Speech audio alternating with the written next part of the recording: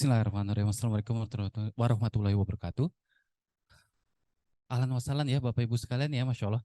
Senang sekali bisa kembali ke hari Minggu pagi ya. Ada usulan Sabtu nggak? Nggak ada ya. Biasanya Sabtu lebih ruwet Bapak Ibu sekalian. Kita mohon maaf agak telat sedikit karena ada beberapa hal yang kita masih akan dan segala macam. Tapi Alhamdulillah insya Allah para guru kita sudah bersamai dan beberapa teman-teman yang telat juga sudah hadir ya teman-teman, Masya Allah. Teman-teman, hari ini adalah rangkaian terakhir ya. Dari sebetulnya kita mulai itu di live Instagram, kalau teman-teman ingat ya. Lalu maraton di beberapa offline berikutnya. Sampai hari ini kita di sesi kita yang terakhir ya teman-teman ya. Di sesi pertama kita udah belajar tentang apa? Pola pengasuhan muslim ya. Yang kedua kita bahas tentang apa? Safar. Bagaimana safar itu bisa mengikat karakter gitu ya. Yang hari ini adalah puncaknya. Bagaimana setelah kita tahu pola pengasuhannya, setelah kita coba aplikasikan dalam kegiatan safar, lalu kita berharap menjadi anak-anak yang pemenang, mentalnya pemenang ya teman-teman, bismillah. Dengan segala degradasi sosial media, dengan segala degradasi moral yang sedang terjadi, ya mudah-mudahan anak kita jadi penerang di tengah arus-arus seperti itu ya teman-teman, bismillah. Dan alhamdulillah juga Ustadz Faris sudah bergabung, Ustadz Bani sudah bergabung. Jadi hari ini ada dua materi teman-teman ya. Yang pertama ada Road to Constantinople. uh, Mas Santo boleh di-sharing barcode-nya nggak kira-kira? Bisa nggak di-share barcode-nya ya? Atau saya sharing ya? Ini tampil di TV ya? Tampil TV ya? Saya coba sharing deh ya. Sebentar. Saya izin teman-teman boleh ya uh, untuk share sedikit, untuk isi sebentar ya. Saya coba tadi nge-share ada. Oke. Ah, mudah-mudahan berkenan sebelum kita mulai masuk ke materinya, teman-teman. Saya izin sharing, mudah-mudahan boleh ngisi. Ada dua pertanyaan simple saja sebelum kita masuk ke materi, dan ini jadi sebentar ya, saya coba floatnya saya hilangkan. Boleh ya, teman-teman ya? Sebagai review kita hari ini, saya coba hilangkan. Sebentar. Oke. Okay. Ada dua pertanyaan, teman-teman. Boleh diisi ya? Nanti saya cek. Begitu. Yang pertama adalah apa yang teman-teman ketahui tentang Konstantinopel? Itu pertanyaan pertama sambil kita ngisi ya. Jangan-jangan ada yang tahu Konstantinopel? Ada tuh jual depan Alfamart itu kebab ya, bukan nama yang lain gitu ya. Atau apa Konstantinopel? Ada di Bekasi Barat nama jalan gitu misal, bukan ya? Kita pengen tahu dulu teman-teman. Sebelum nanti Ustadz Faris akan bicara tentang Konstantinopel. Kenapa hikmahnya Allah harus dan Rasulullah di Bisarohnya begitu ya? Harus menyebut nama Konstantinopel. Kita juga ingin tahu ya, teman-teman ya. Bismillah. Kemudian, oh, sebentar. Saya coba buka. Mudah-mudahan sudah ada jawaban yang masuk ya, teman-teman ya. Sebentar ya, saya sambil cek. Lalu pertanyaan kedua adalah, sebentar. Saya sambil buka ya. Kita ingin tahu nih teman-teman, menurut teman-teman karakter mental pemenang itu seperti apa? Egois kah yang mau menang sendiri, misalnya gitu? Atau yang dia berani mengalah di tengah kesempitan orang lagi egoismenya tinggi gitu? Nah, kita ingin tahu teman-teman. Boleh ya? Nanti dijawab sambil kita nanti review sebelum masuk ke sesi Ustadz Bendri ya. Begitu ya teman-teman. Boleh? Nanti di layar ya. Masih tampil ya? Di layar ya? Oke. Apa yang teman-teman ketahui tentang Konstantinopel? Dan kedua, tentang karakter mental pemenang, teman-teman. Boleh ya diisi. Nanti kita lihat dan review dengan Ustadz Bendri juga insya Allah. Di materi pertama insya Allah akan disampaikan oleh Ustadz Faris, teman-teman ya. Berkenan Ustadz Faris dan Ustadz Bendri. Mudah-mudahan boleh ke depan sebentar sebelum kita masuk ke materi ya teman-teman. Sekali lagi, niatkan hati kita belajar karena Allah Subhanahu wa taala ya teman-teman ya. Allahumma inni as'aluka ilman nafi'an wa rizqan thayyiban wa amalan mutaqabbala. Mudah-mudahan Allah lancarkan hari ini, dan sesi pertama kali ini Road to Konstantinopel kita akan kenal. Walaupun teman-teman sambil mengisi nggak apa-apa ya. Bagaimana Konstantinopel ini menjadi sebuah contoh tonggak kejayaan umat Islam ya. Titik awalnya begitu ya. Apakah mungkin Ustadz Faris ada Konstantinopel berikutnya nih di tengah kebobrokan kita saat ini? Misalnya begitu Ustadz. Jangan-jangan ada hal lain yang sebetulnya gak harus Konstantinopel, tapi ada kota lain yang kita bisa pelajari juga, misalnya begitu ya. Tapi memang spesifik karena kita akan road to Turki nih, untuk teman-teman yang kemarin sudah daftar insya Allah tanggal 24 akan ketemu di Bandara Soekarno-Hatta sebelum nanti melanjutkan perjalanannya bersama dua guru kita gitu ya. Langsung on the spot belajar tentang parenting, belajar tentang siroh juga langsung on the spot gitu ya. Sesi pertama teman-teman Road to Konstantinopel, kita persilakan Ustadz Faris untuk bisa membersamai kita. Tafadhol Maskuran Ustadz. Bismillahirrahmanirrahim. Assalamualaikum warahmatullahi wabarakatuh. Alhamdulillah alladzi arsala rasulahu bil huda wa dinil haqq liyudhhirahu 'ala ad-dini kullih wa kafa billahi syahida. Asyhadu an la ilaha illallah wahdahu la syarika lah wa asyhadu anna Muhammadan 'abduhu wa rasuluh. Allahumma shalli wa sallim wa barik 'ala nabiyil huda wa 'ala alihi wa ashabihi wa man wala amma ba'd. Yang sama-sama kita hormati guru kita Ustaz Benri, alhamdulillah kali ketiga gitu bisa maraton ya di program Urban Muslim Family Week ini.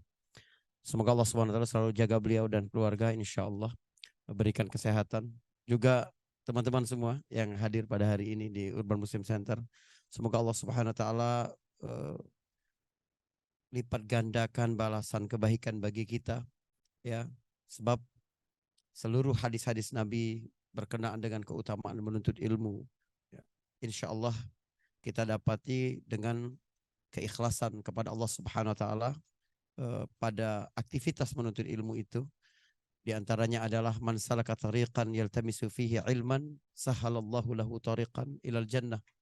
Siapa yang ya merintis jalan menuju ilmu, Allah Subhanahu wa taala mudahkan jalan untuknya masuk ke surganya insyaallah.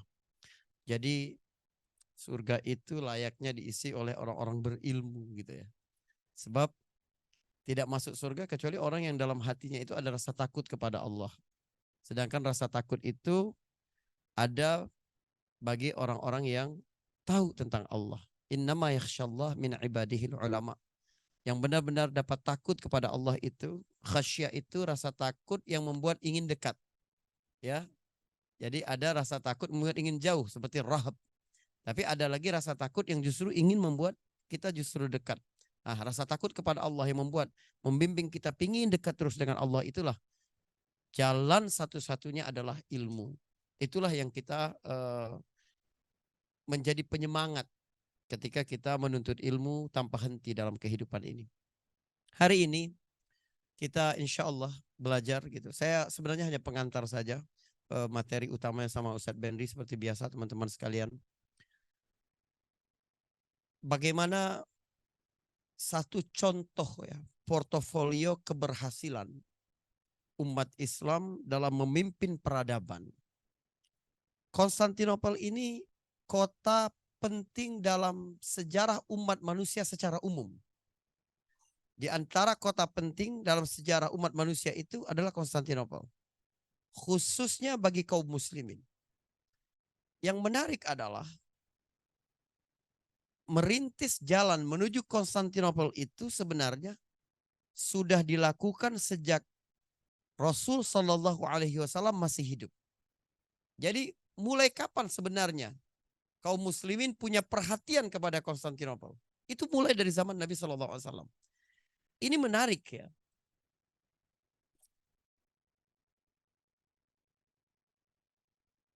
Jadi Nabi Shallallahu Alaihi Wasallam pada saat negara Madinah baru berdiri, gitu. Jadi kekuatannya itu dapat diukur ya, kecil sekali. Tapi Nabi sudah memention Konstantinopel ini berkali-kali. Jadi hadis tentang Istanbul ini, tentang Konstantinopel itu banyak sekali dari hadis Nabi SAW. Waktu itu Konstantinopel di bawah kekuasaan Nasrani. Jadi seolah-olah mustahil lah. Gitu. Itu memang bukan wilayah kita, bukan apa gitu. Tapi Nabi menyebutnya berkali-kali. Kalau kita mengikuti hadis-hadis Nabi berkenaan dengan Konstantinopel, kita akan dapati ada 3 marhalah atau 3 step. Ya, hubungan kaum muslimin dengan Konstantinopel. Yang pertama adalah Nabi menyinggung akan ada percobaan untuk menaklukkan Konstantinopel tanpa Nabi menyebut mereka akan takluk. Jadi bakal ada fase di mana kaum muslimin itu mencoba memerangi Konstantinopel tapi mereka tidak berhasil menaklukkannya. Misalnya hadis riwayat Muslim bercerita Nabi waktu itu berkata kepada Ummu Haram radhiyallahu anha, salah seorang sahabat Nabi SAW. Ummu Haram ini salah satu yang memiliki relasi kekerabatan dengan Nabi ya, dari nenek Nabi Salma ya, atau istri Hashim, buyut Nabi SAW. Sehingga Nabi biasa bertamu, tidur siang di situ gitu ya. Nah, itu di rumah Ummu Haram. Nabi SAW berkata begini, Awalu jaishin min ummati yaghzuna madinata Qaisar maghfurun lahu. Tentara pertama, pasukan pertama dari umatku yang berperang dengan Konstantinopel ya, kota sultan ya, kota kaisar, itu maksudnya adalah Konstantinopel. Mereka semua diampuni oleh Allah Subhanahu wa taala. Ummu Haram berkata kepada Nabi, apakah aku masuk dari situ? Kata Nabi, dia tidak termasuk. Ya, Ummu Haram ada keutamaan lain. Ketika Nabi satu hari tidur siang di rumah dia, Nabi bermimpi ada umatku, kata Nabi, ya, ada umatku yang mengarungi lautan. Mereka berdiri di atas kapal-kapal itu dengan gagah berani gitu. Nah, lalu Ummu Haram ketika Nabi bangun, Nabi bercerita, Nabi tertawa gitu. Ummu Haram berkata, kenapa tertawa ya Rasulullah? Aku mimpi barusan gitu. Nah, jadi Ummu Haram minta Nabi untuk mendoakan dia masuk di situ, dan dia masuk di situ. Ini pada masa Utsman bin Affan radhiyallahu anhu. Dan Ummu Haram meninggal dalam ekspedisi itu ketika menaiki kapal dari sebuah pulau di Siprus gitu. Ummu Haram ini terjatuh dari keledainya lalu kemudian meninggal dunia. Nah, hadis Nabi yang tentang Konstantinopel ini secara spesifik kaum muslimin, pasukan pertama dari umatku. Kalau Nabi berkata pasukan pertama, itu berarti akan banyak pasukan yang mencoba memerangi Konstantinopel. Inilah hadis Nabi. Singkat tapi mengandung makna yang sangat dalam. Sehingga ulama-ulama hadis itu tahu feeling mereka hadis ini sahih apa tidak, itu diantaranya melihat dari bahasa hadis. Kalau bahasanya itu dangkal atau rakik, pakai kaf, rakik, itu berarti hadisnya hadis lemah. Itu diantara isyaratnya. Mereka kemungkinan besar hadis itu lemah, dan ketika diperiksa memang lemah. Insyaallah ahlan basalan Ustaz Bukhari Muslim. Harusnya Ustaz Bukhari Muslim ini ngisi. Masya Allah. Ahlan basalan Ustaz. Jadi setelah itu Nabi berkata pasukan pertamanya ini diampuni oleh Allah Subhanahu wa taala. Jadi Nabi menyinggung akan ada perang, ghazwah, yaghzuna Madinata Qaisar. Tapi Nabi tidak menyebutkan fatah atau penaklukan. Artinya bakal ada pada generasi berikut dari umatku itu yang mencoba ya memerangi Romawi, Konstantinopel, tapi dia tidak berhasil. Pasukan siapa yang pertama ini? Pasukan Yazid bin Muawiyah. Ya, putra dari Muawiyah bin Abi Sufyan radhiyallahu an pada tahun 50 Hijriah. Jadi road to Istanbul itu bukan dimulai dari 5 April tahun 1453 ketika pasukan Muhammad Al-Fatih mulai bergerak untuk menyerang Istanbul, bukan. Untuk menaklukkan Istanbul, bukan. Tapi dari sejak zaman Nabi Shallallahu Alaihi Wasallam. Dan ini marhalah yang pertama. Nabi menyebutkan ada ekspedisi mencoba untuk memerangi Romawi Timur maksudnya, Konstantinopel, dan tidak berhasil. Hadis ini juga menjadi benteng yang kuat ya, agar kita menilai sosok Yazid bin Muawiyah itu secara adil.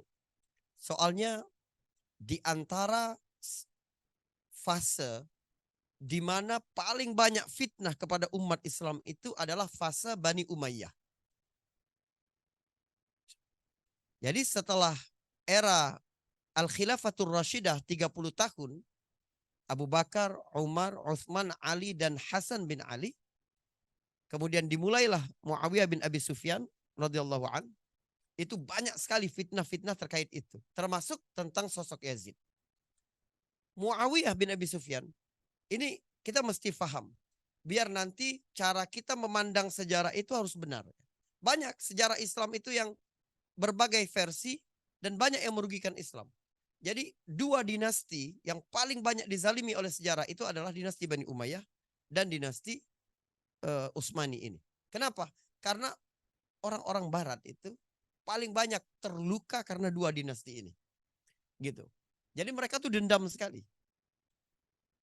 Yazid bin Muawiyah diutus oleh ayahnya untuk berperang melawan Romawi Timur. Itu adalah Konstantinopel waktu itu sangat kuat. Ini berarti semua tuduhan bahwa Muawiyah bin Abi Sufyan serakah dengan kekuasaan dan ingin anaknya menjadi khalifah gitu, itu dibantah. Soalnya kalau dia memang mempersiapkan Yazid itu menjadi pemimpin negara, maka tidak mungkin dia mengutus Yazid ke peperangan paling berbahaya. Ya, nyawa bisa melayang itu. Tapi dia mengirim Yazid putranya ke situ. Berarti tidak berambisi seperti yang dikatakan orang. Muawiyah kemudian menunjuk Yazid, ya, karena kita paling tanggung bicara ini. Muawiyah kemudian menunjuk Yazid sebab dia melihat pengaruh Bani Umayyah di Syam itu tidak bisa digantikan dengan cepat. Dan dia melihat pribadi Yazid yang cakap dalam memimpin. Tapi urusan dia jadi apa tidak khalifah bukan di tangan Muawiyah, tapi di tangan kaum muslimin. Orang mau baiat apa tidak. Jadi makanya sedikit sekali yang menolak pengangkatan Yazid menjadi khalifah dan itu tidak terkait sama sekali dengan pribadi Yazid. Gitu. Mereka agak terkejut saja gitu. Seperti Abdullah bin Umar, Abdullah bin Abbas, Abdullah bin Zubair gitu ya. Di Madinah. Nah, itu mereka agak shock sedikit lah kenapa begitu. Tapi pada akhirnya mereka berbaiat. Mendukung kekhalifahan Yazid bin Muawiyah. Lalu kemudian percobaan berikutnya ke Konstantinopel di masa Sulaiman bin Abdul Malik. Ya, ini masih di era Bani Umayyah. Dan akhirnya berturut-turut itu terus menerus di dinasti Islam, di dinasti Abbasiyah, kemudian dinasti Utsmani itu sampai akhirnya yang mendapat kehormatan itu adalah Muhammad Al-Fatih. Apa sebenarnya yang menjadi motivasi kaum muslimin lintas dinasti itu untuk dapat menguasai Konstantinopel? Karena keimanan mereka percaya dengan janji Nabi Shallallahu Alaihi Wasallam. Sebab Nabi menyebutkan ada fase kedua nanti. Hadis kedua tentang Konstantinopel itu adalah kaum muslimin dapat menaklukkannya. Ada banyak hadis itu. Seperti hadis Ahmad ini yang paling terkenal.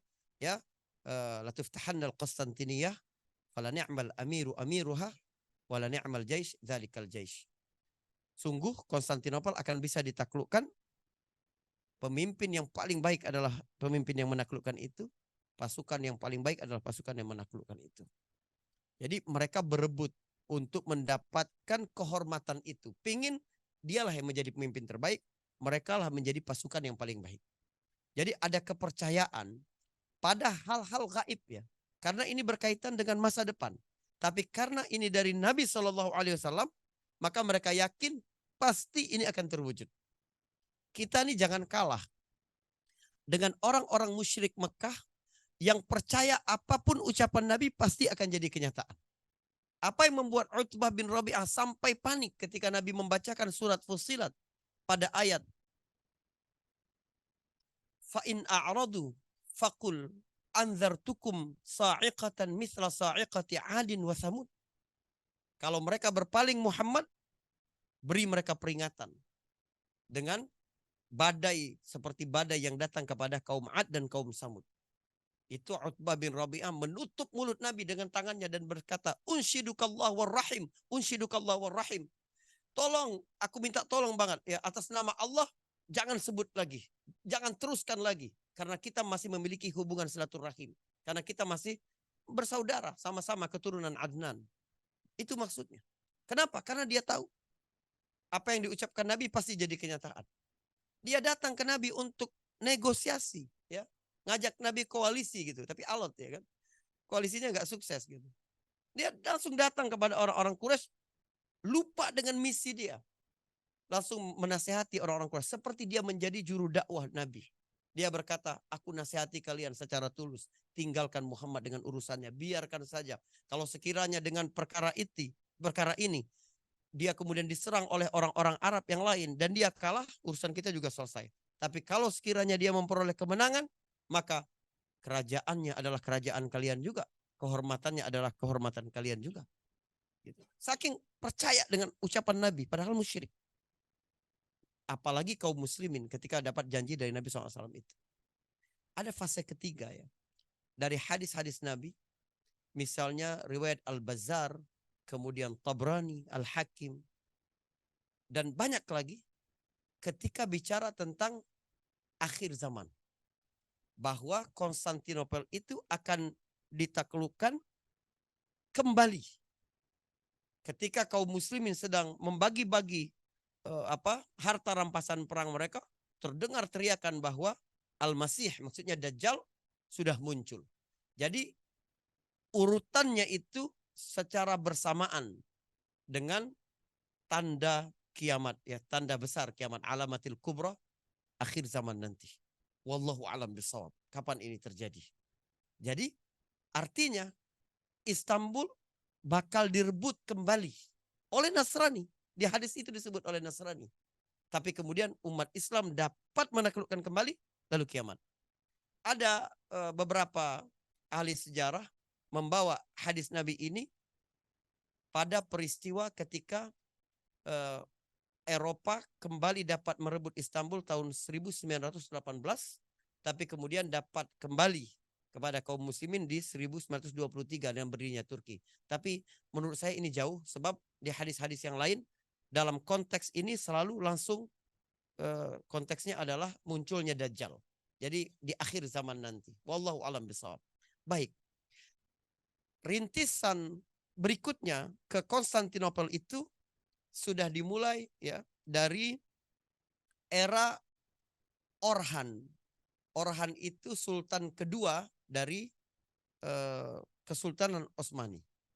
Jadi sultan pertama dinasti Utsmani itu adalah Utsman bin Ertugrul. Ya, Ertugrul ini punya peran besar gitu, tapi dia tidak langsung. Bagaimana orang-orang Turki dapat sampai ke daerah Turki yang sekarang itu. Karena mereka kan dari Khurasan situ, daerah Turkmenistan, daerah-daerah dekat-dekat Persia itu. Nah, kemudian baru di masa Orhan ini mulai coba ya untuk menaklukkan Konstantinopel dari jalur laut. Tapi ini gagal. Kemudian di masa Allahumma shalli ala Muhammad. Anak Orhan ini ya, Sultan Murad I. Ya. Kalau nggak salah Murad I. Lupa saya, takut salah. Ya, Murad I betul. Ya.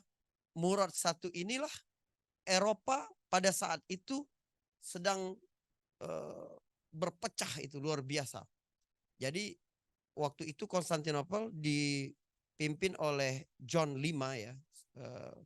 Dan dia meminta untuk menyatukan gereja-gereja.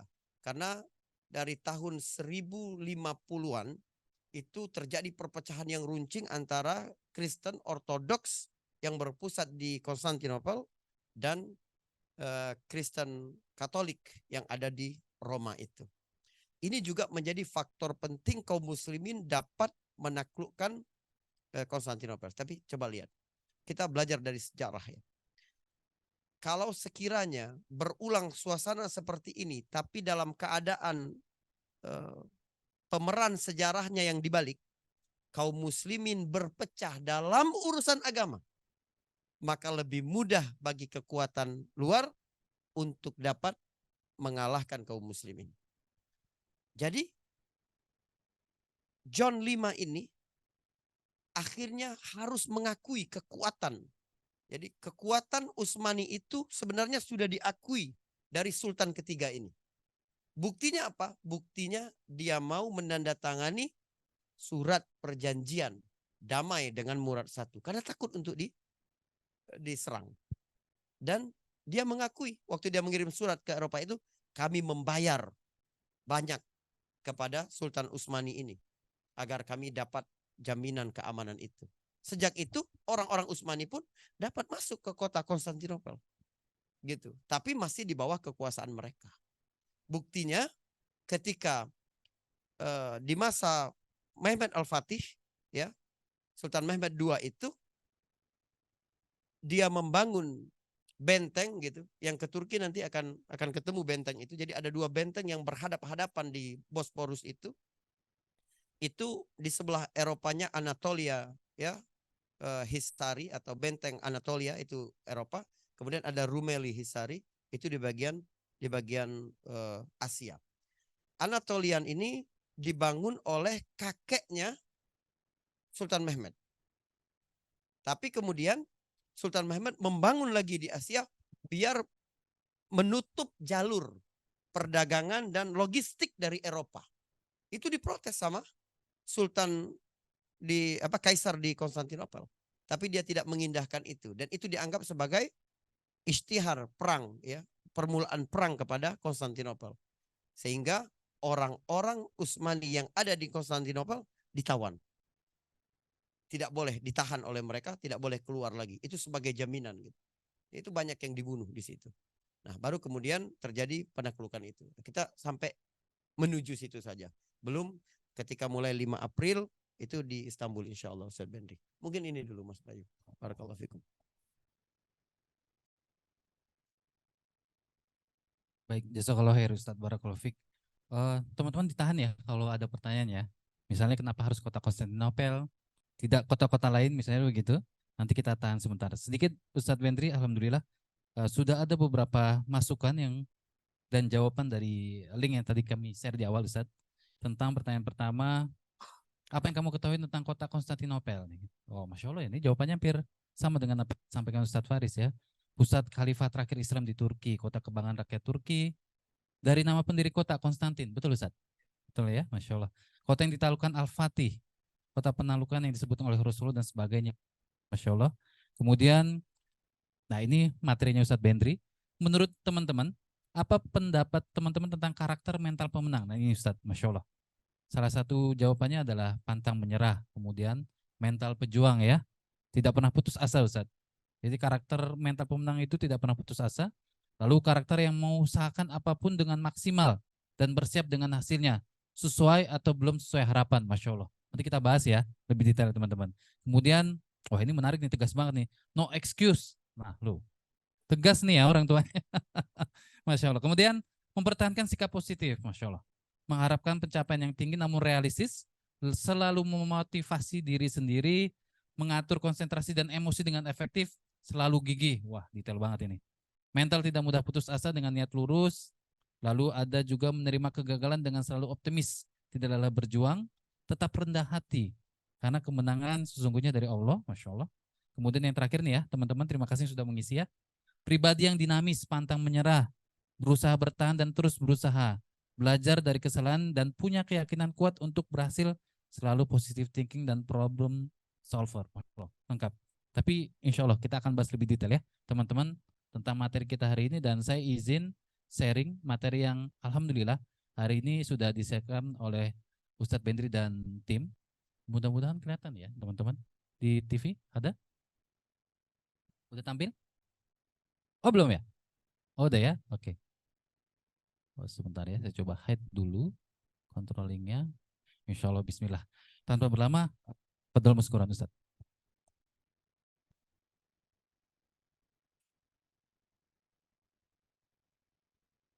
Bismillahirrahmanirrahim. Assalamualaikum warahmatullahi wabarakatuh. Innal hamdalillah nahmaduhu wa nasta'inuhu wa nastaghfiruh wa na'udzubillahi min syururi anfusina wa sayyiati a'malina. Man yahdihillahu fala mudhillalah wa may yudlil fala hadiyalah. Asyhadu an la ilaha illallah wahdahu la syarikalah wa asyhadu anna Muhammadan abduhu wa rasuluhu alladzi la nabiyya ba'dah wa la haula wa la quwata illa billah wa ba'd. Ikhwatal iman azakumullah, kami muliakan, kami hormati. Ada guru kami sini Ustadz Faris Beki.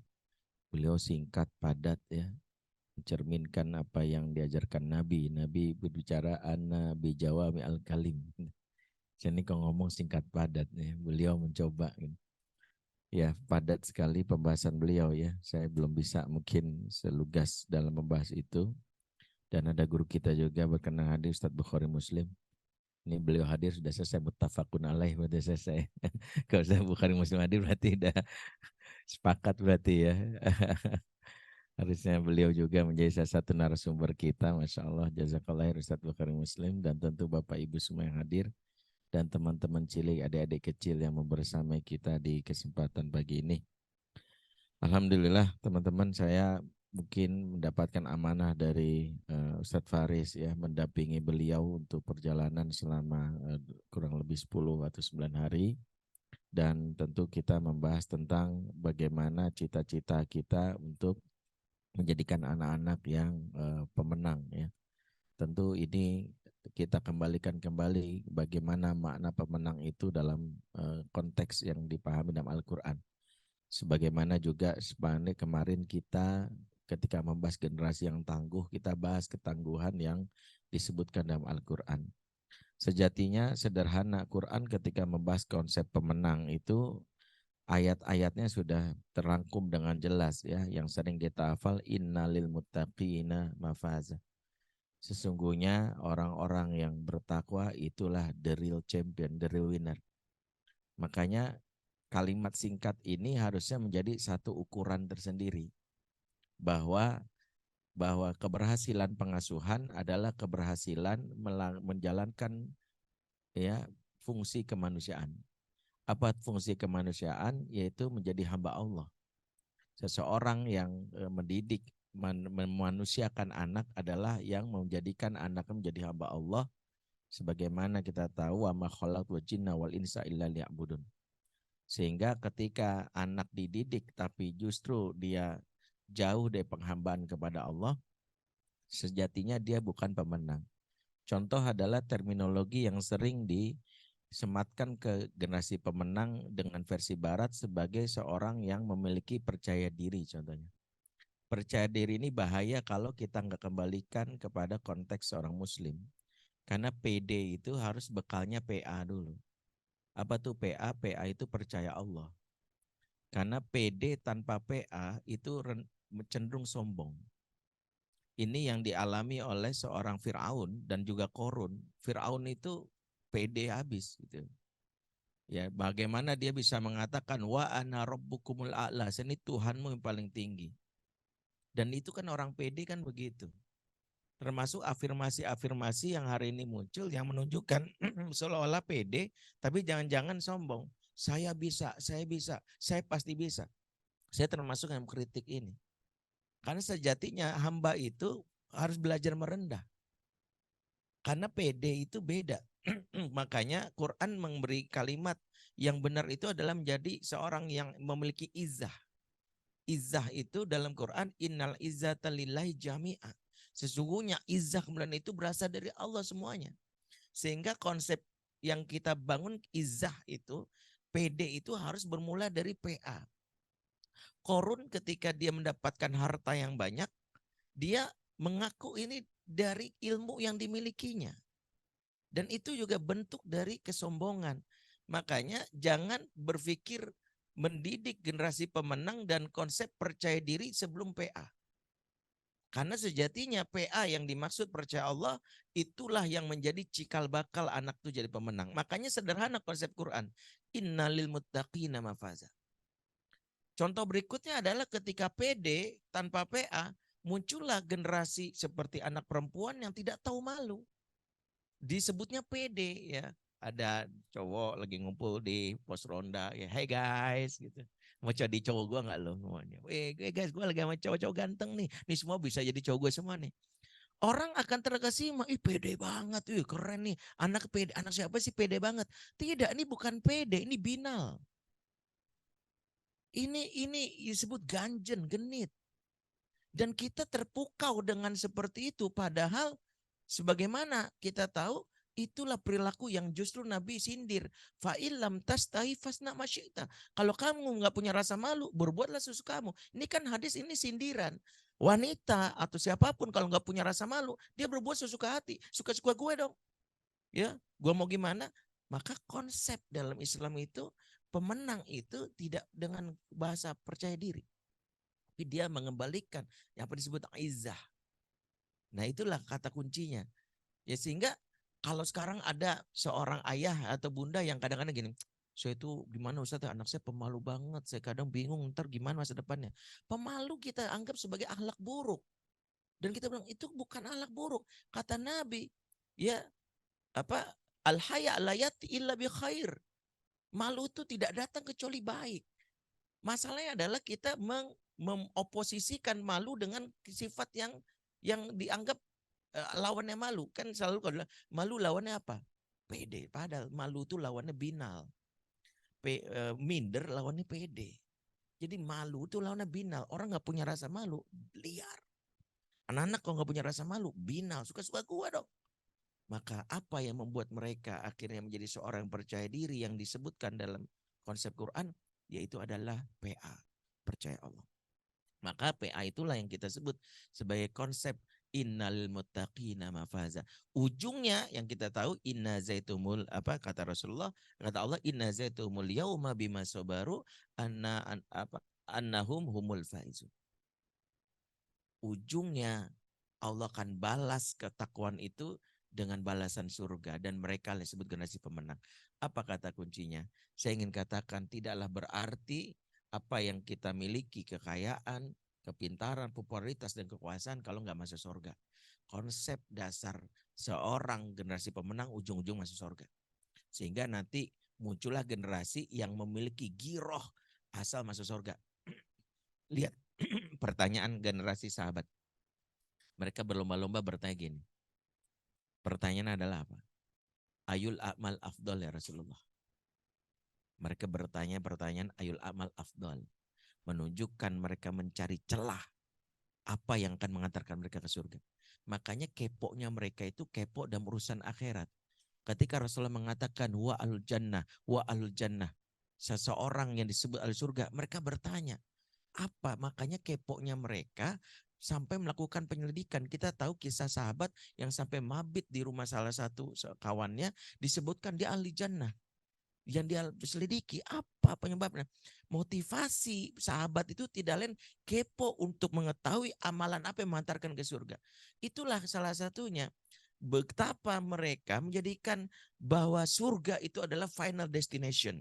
Siapa yang tidak punya final destination terhadap surga, dia tidak akan jadi generasi pemenang. Makanya males, mager. Lihat para sahabat ketika pun lagi keadaan males, hadis Nabi cukup mengatakan semotivasi yang bangkit. Bangkitnya sederhana. Qumu ila jannatin arduhas samawati wal ard. Bangkitlah kamu menuju surga seluas langit dan bumi. Langsung dia nanya, emang surga seluas langit dan bumi Rasul? Naam. Langsung dia takjub, dibuang kurma tadi berangkat jihad. Nggak perlu ada motivator ya yang mengatakan berangkatlah kamu. Siapa yang lelah? Nggak ada. Cukup ingetin surga selesai. Ingetin surga selesai. Maka kalau tidak ada koneksi antara anak kita dengan surga, tidak akan jadi pemenang. Nggak ada. Karena siapa yang mau kondisikan diri surga, dialah pemenang.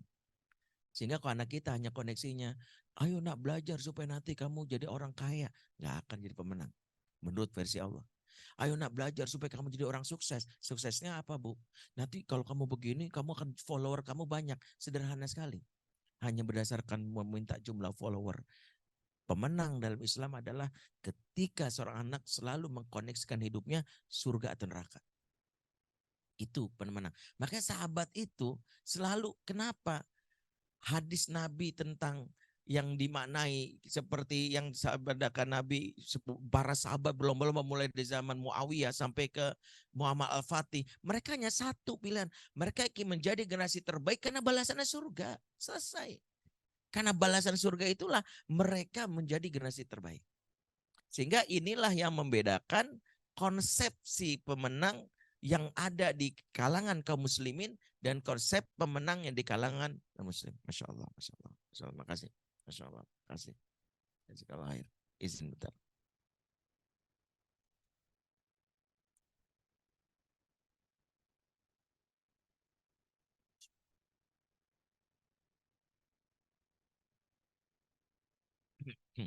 Jadi konsep utama kemenangan itu adalah kalau ada koneksi engkau ke akhirat. Pilihan yang mereka pilih adalah ayul amal afdol. Ayul amal afdol itu hadis tentang ayul amal afdol itu berserakan di banyak hadis. Ustaz Faris lebih tahu. Mereka selalu bertanya amalan apa yang utama. Mereka kepo dengan amalan-amalan yang lain. Mereka selalu tertarik apa yang membuat fulan jadi ahlul jannah. Apa yang membuat mereka. Mereka punya motivasi satu. Jembatan yang membuat mereka punya motivasi adalah jembatan yang selalu mengimajinasikan surga dengan benar. Itulah yang kenapa buat mereka jadi generasi pemenang. Maka anak-anak yang tidak punya imajinasi atau obsesi terhadap surga, mereka hanya jadi level orang-orang yang average, rata-rata. Yang dianggap sebagai sekarang the most wanted, the most top orang paling kaya, apapun, mereka di mata Allah, mereka tidak ada artinya. Kekayaan, popularitas, kekuasaan yang tak akan berujung kepada surga, dia sia-sia, bukan pemenang. Itu yang menjadi kata kuncinya. Maka karakter apapun yang tadi disebutkan oleh teman-teman, yang tadi dikompilasi oleh Mas Bayu, semua harus merujuk kepada semangat, kesungguhan menuju pada surga. Semangat itu. Semua adalah aplikasi dari orang-orang bertakwa. Orang-orang bertakwa, orang yang hati-hati. Kan disebutkan seperti yang kata Ubay bin Ka'ab, ya hati-hati dalam memilih keputusan. Orang bertakwa itu orang punya gairah. Makanya siapa pemenang? Pemenang orang bertakwa. Orang bertakwa itu karakternya banyak. Ya makanya ini akhirat. Jadi kompilasinya itu selalu koneksikan dengan konsep ketakwaan. Nah, tapi konsep pengasuhan dalam Islam bukan sekedar pemenang dalam konteks menjadi seorang pemenang. Dia harus lebih lagi karena motivasinya diajarkan Allah dalam Al-Quran, ayatnya sudah sering kita baca bahwa tidak cukup engkau menjadi seorang yang muttaqin sebagai level pemenang, harus lebih lagi, motivasilah untuk menjadi pemimpin di antara pemenang, yaitu adalah best of the best. Makanya doanya ujung-ujungnya adalah Rabbana hab lana min azwajina wa dzurriyyatina qurrata a'yun waj'alna lil muttaqina imama. Kita tidak hanya mengharapkan anak yang qurrata ayun. Qurrata ayun itu memang itu manfaatnya buat kita sebagai orang tua. Kan qurrata ayun tuh kata dalam tafsir Al-Baghawi maknanya adalah dumu'ul barid, air mata yang dingin yang menunjukkan kebahagiaan yang tak terkatakan. Ya, jadi kalau orang happy banget itu biasanya keluar air mata yang dingin dan itu menunjukkan speechless-nya dia. Dan ini jelaskan dalam tafsir Al-Baghawi ya. Jadi ketika kita melihat Ka'bah gitu belum pertama kali tiba-tiba air mata nalir gitu. Itu namanya qurrata ayun. Ya Allah gitu. Lawannya di dunia adalah suhnatu ayun. Apa tuh suhnah? Dumul har. Air mata yang hangat. Kata Imam Bagawi, orang tuh kalau marah, kecewa, udah nggak bisa lagi udah ngomong, udah nggak bisa lagi caci maki. Yang keluar cuma air mata yang menunjukkan rasa hangat. Itu menunjukkan puncak dari amarah. Ini anak kenapa ya gitu. Udah nggak bisa lagi ngomel, udah nggak bisa. Nah ini air mata itu. Nah kalau sekedar kurotayun, maka kita hanya ingin anak kita bermanfaat untuk kita doang. Menyenangkan hati kita doang. Orang tuanya. Maka puncak dari visi pengasuhan itu bukan hanya untuk dirimu, bukan hanya untuk ayah dan bundanya, tapi harus menjadi waj'alna lil muttaqina imama, bukan sekedar muttaqin tapi menjadi imam. Imam lil muttaqin menunjukkan anak kita best of the best. Harus pada puncak karena memang Islam itu mengajarkan kalau minta sesuatu jangan yang rendah. Kan dalam hadis bahkan kalau engkau minta kata Nabi, minta surga yang paling tinggi. Jannatul a'la paling tinggi. Jangan yang ya udahlah saya mau masuk di permukaan surga tribunnya juga nggak apa-apa. Harus yang tinggi yang minta. Visi seorang muslim kan harus yang tinggi. Ayat Quran itu menarik kalau kita bedah selalu kan mengajarkan yang agak jauh visinya. Kenapa perintah Quran itu ku anfusakum ahlikum naro, pernah kita bahas. Kenapa enggak masuklah kamu ke dalam surga? Karena kalau sekedar masuk surga syaratnya mudah. Man kana akhiru kalami la ilallah dakhala jannah. Gampang banget masuk surga. Masalahnya nyemplung di neraka apa enggak? Makanya yang paling penting bebas dari neraka. Karena orang bebas dari neraka insya Allah masuk surga. Tapi kalau orang masuk surga, ada peluang dia nyemplung neraka. Makanya redaksi Quran itu sampai kepada yang sangat tepat, presisinya adalah jauhkan diri keluarga dari neraka. Bukan sekedar masuk surga. Seperti itu juga ketika Allah mengajarkan waja'anil muttaqina imama. Bukan sekedar mutakin. Mutakin itu pemenang level yang diajarkan Quran. Tapi harus lebih lagi. Imam. Jadi leader. Karena kalau tadi mutakin, ya udah masuk surga sih, pemenang. The real champion yang innal muttaqina mafaza. Tapi harus lebih lagi. Makanya konsepsi kita itulah yang kita harapkan, bahwa kita punya yang namanya tadi, dan hampir kita tahu orang-orang yang tadi disebutkan oleh Ustadz Faris, Muhammad Al-Fatih dan sebagainya, mereka adalah orang yang punya giroh untuk jadi bukan sekedar mutakin. Karena mutakin menyenangkan hati mungkin hanya ibu dan bapaknya dengan rajin ibadahnya, dengan sholatnya, dengan hafalan Qurannya. Tapi mereka punya yang lebih jauh lagi, yaitu mereka ingin menjadi pemimpin. Ahlan. Silakan Pak. Jadi mereka seperti itu. Nah inilah kenapa visi pengasuhan yang kita ingin gali adalah best of the best. Dan itu yang kita harapkan. Bagaimana kita pola pengasuhan dari ayat tadi ada beberapa catatan yang bisa kita lihat.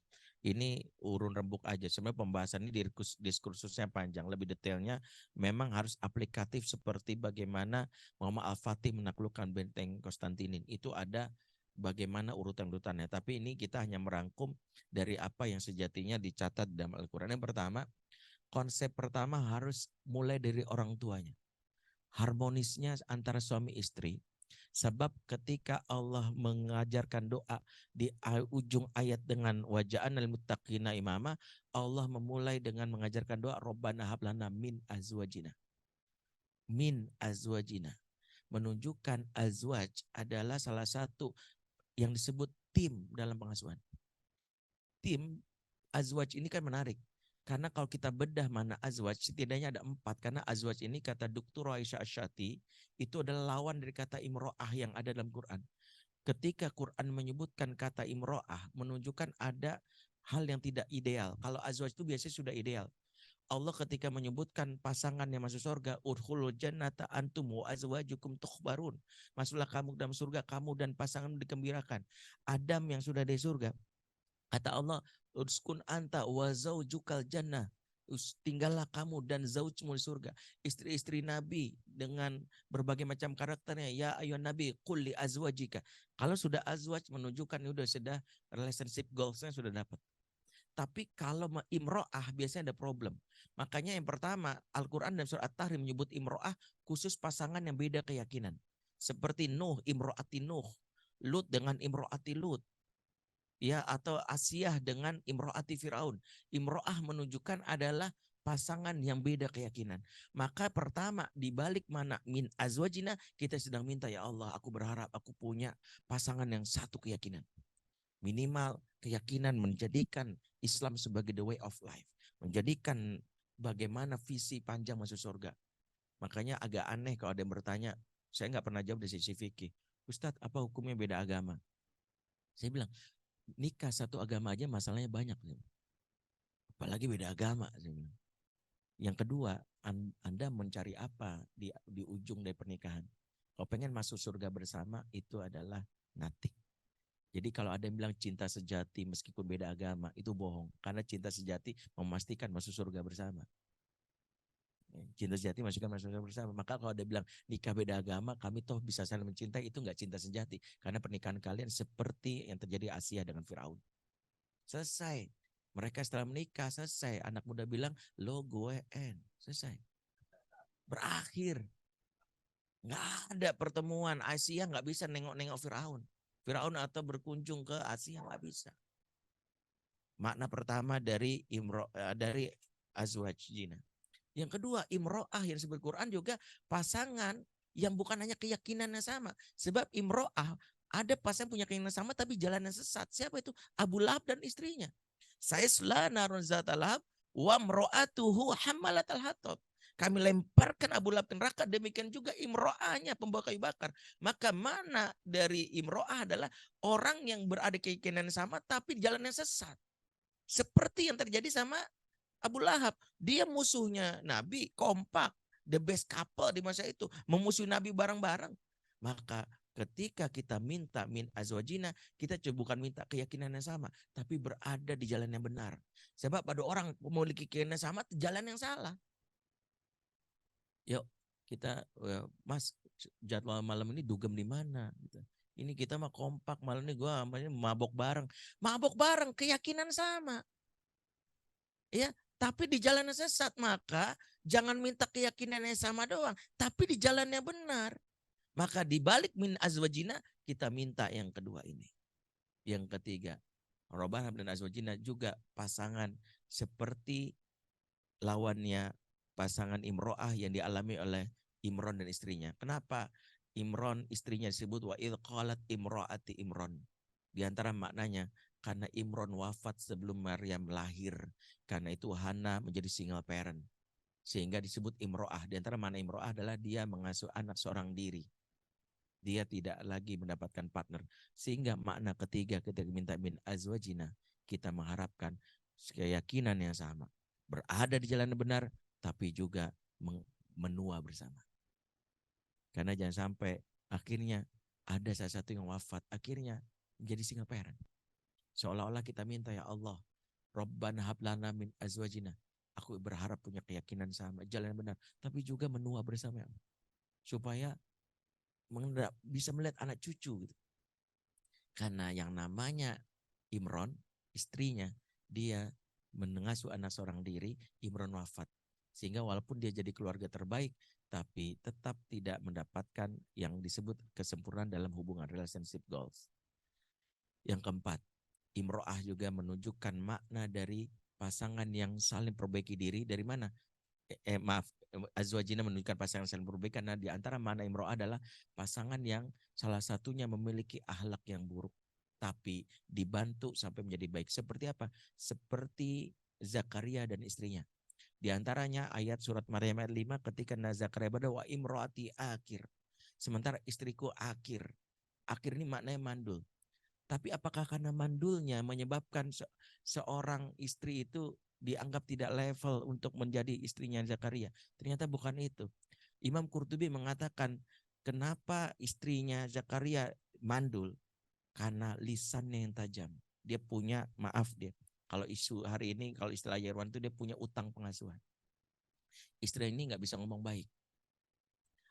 Jadi di antara hikmahnya, kenapa Allah tunda kehamilannya dalam tanda kutip istrinya Zakaria, yaitu Isya binti Fakus, yaitu di antaranya adalah Isya binti Fakus ini lisannya tajam. Kalau ngomongnya lekit. Kenapa? Karena Allah menginginkan dari rahimnya seorang nabi mulia, manusia luar biasa. Tidak mungkin nabi yang mulia diasuh oleh ibu yang akhlaknya buruk. Tidak mungkin. Tidak mungkin. Kenapa? Harus ibu yang memiliki akhlak yang baik. Dan itulah Zakaria berusaha bersabar mendakwai istrinya. Maka redaksi Quran surah Al-Anbiya 90 berubah. Waslahna lahu zaujahu. Maka kami perbaiki istrinya. Di antara makna perbaiki istrinya, kami perbaiki akhlak istrinya menjadi lebih baik dari tadinya imro'ah menjadi zauj. Disinilah di antara proses dari imro'ah menjadi zauj ada sebuah proses perbaikan suami istri. Suami yang aware istrinya punya isu yang harus perbaiki, maka dia tidak membiarkan. Kebanyakan banyak pasangan kalau istri tidak sesuai harapan tinggalkan. Atau suami tidak sesuai harapan tinggalkan. Tapi Zakaria memilih bukan ditinggalkan tapi diperbaiki karena dia tahu fungsi suami istri seperti surat Taubah 21 wal mu'minuna wal mu'minati ba'dhum auliya ba'dhin. Laki mukmin dan mukminat sebagai mereka penolong atas yang lainnya. Jadi kalau pasangan kita punya isu yang terkait dengan akhlak, utang pengasuhan, jangan tinggalin. Yang benar perbaiki. Perbaiki karena perbaiki dan itulah jawaban atas Zakaria yang subhanallah akhirnya Allah berikan balasannya, istrinya akhirnya diberikan kehamilan plus akhlaknya yang mulia tadi, lisannya menjadi lebih baik ya karena Allah mencegah kehamilannya. Kenapa? Lisan yang tajam. Jadi seperti itu. Nah, Kenapa catatan ini penting? Karena generasi pemenang itu idealnya diasuh dengan dua individu yang mempengaruhi perilaku. Karena anak butuh dua sayap yang membuat dia menjadi pribadi yang hebat di masa depan. Sayap itu adalah sayap ibu yang mengasah kepekaan emosi. Sehingga jadilah nanti pemimpin yang aware. Dia tahu bagaimana empatinya dia. Bukan pemimpin yang punya kemampuan memutuskan tapi bengis. Sebagian besar pemimpin bengis otoriter itu punya problem dalam urusan dengan perempuan, dengan ibunya maksudnya. Pemimpin yang tidak dididik dengan perempuan umumnya menjadi pribadi yang tidak peka terhadap lingkungan. Tidak peka terhadap penderitaan rakyat. Kenapa? Karena di antara yang membuat seseorang itu peka adalah sentuhan dari wanita di umur 0 sampai 7 tahun. 0 sampai 7 tahun itu mengasah apa yang disebut namanya tender love. Cinta yang lembut yang membuat seorang Umar dia bisa menangis meratapi rakyatnya yang kelaparan. Yang membuat seorang yang bernama Abu Bakar dia bisa sensitif terhadap hal berkaitan dengan urusan akhir. Hanya dimiliki oleh laki-laki yang punya kedekatan sama ibu. Makanya kalau ada seorang suami dia tidak dekat dengan ibunya, maka sulit memahami bahasa atau bahasa kasih dari istrinya. Sangat sulit. Ya, itulah kenapa berapa kali kami menerima konseling itu selalu problemnya akhirnya kita selesaikan dulu apa yang disebut utang dan luka pengasuhan. Suami saya tuh Ustadz pada lulusan sekolah Islam, lulusan pesantren dari kampus ternama, tapi kok udah marah besar sekali Ustadz. Gampar Ustadz. Padahal dia tahu ayat-ayat tentang memuliakan perempuan, dia tahu hadis tentang memuliakan wanita, tapi kenapa ya? Di antara jawabannya karena dia tidak terasah ini. Maka konsep yang pertama kenapa dimulai dari suami istri yang harus sepakat ya karena supaya masing-masing menjalankan perannya dan seorang ayah mengasah jiwa kekoaman. Jiwa kekoaman itu termasuk adalah kuatut tahammulnya seorang anak. Karena seorang anak pemenang dia siap menjadi seorang laki-laki menanggung beban. Yang disebut kuatut tahammul itu dia siap mendapatkan beban. Kerijalan dia, kerojulan dia dibuktikan. Kita sudah bahas kan makna rojul dalam pemahaman kita. Rojulun laki-laki identik dengan rijlun kaki. Kenapa rojulun identik dengan rijlun? Karena laki-laki ibarat kaki yang pertama menanggung beban. Kaki ini bisa menanggung bobot badan. Bela diri kalau kakinya lemah, sengkat dikit jatuh. Makanya dalam bela diri kuda-kuda kuatan kaki. Laki-laki kalau nggak punya kekuatan maka hancur rumah tangga. Kalau ada masalah istrinya maju, kamu maju nanti aku digampar, kamu kan the power of emak-emak maju gitu. Saya pernah sampaikan ya, saya itu orang yang paling gelisah ketika istilah the power of emak-emak itu muncul. Kenapa? Setelah the power of emak-emak adalah sindiran karena saking laki-laki di zaman sekarang nggak bisa lagi diharapkan. Saking engkau laki-laki nggak bisa diharapkan, biarlah emak-emak turun tangan. Maka kita harus ubah. Kita harus ubah.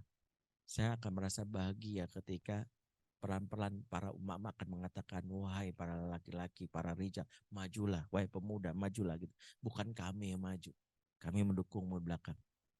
Hari ini emak-emak harus turun tangan, menunjukkan ada isu yang berat di kita, bahwa mendidik anak bermental pemenang ada yang timpang.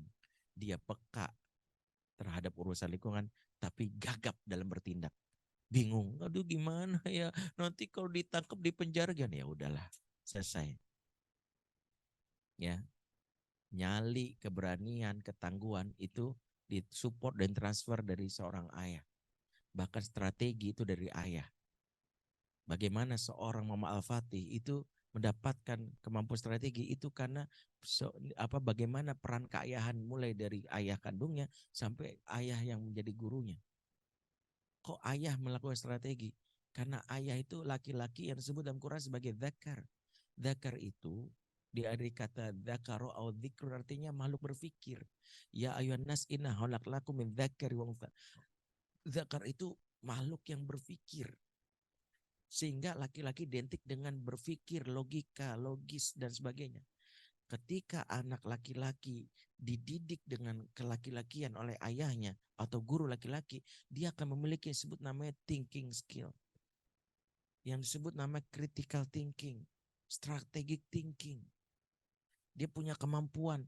Sebagian besar anak yang selalu berpikir gini, nggak tahu udahlah mendingan mati aja.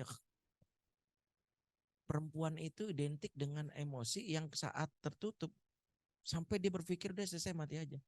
Makanya ketika Maria menyebutkan lebih baik aku mati saja, dalam kondisi emosinya memang berlebih dan itu manusiawi. Ya, manusiawinya dan pengertian memang manusia kalau berperasaannya dominan, akalnya itu cenderungnya tertutup sehingga berpikir mungkin gak ada cara lain. Walaupun kata Imam Fakhruddin Ar-Razi perlu luruskan, kalimat yang diucapkan oleh Maryam menunjukkan lebih baik aku mati saja, ternyata bukan yang salah pahami oleh sebagian orang yang mengatakan bahwa Maryam aja bisa stres dan depresi, apalagi ibu-ibu zaman now. Ternyata tidak. Kata Imam Ar-Razi, ternyata kalimat ini kalimat yang lazim diucapkan oleh orang soleh kalau dia difitnah yang menyebabkan orang lain berdosa atas fitnahannya. Jadi orang soleh zaman dulu itu kalau ada difitnah, dia itu kasihan sama fitnahnya, dosanya terus-terusan. Maka dia memilih, ya udahlah lebih baik aku mati saja. Dalam rangka apa? Menghentikan dosanya si fulan supaya enggak terus bertambah hanya karena diriku yang masih hidup.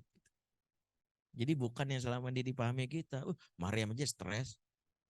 Maryam wanita soleha, wanita utama, the real Miss Universe. Inna Allah astafaki wa toharoki wastafaki ala nisa'il alamin.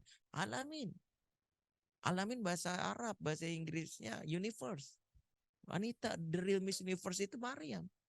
Dan berarti Maryam punya keutamaan-keutamaan. Maka kalimat Maryam yang mengatakan lebih baik aku mati saja itu bukanlah disamakan dengan wanita ibu-ibu yang biasa nonton drakor moving itu, ya, yang begitu ngelihat jagoan yang kalah udah mendingan mati aja deh, kayak gitu.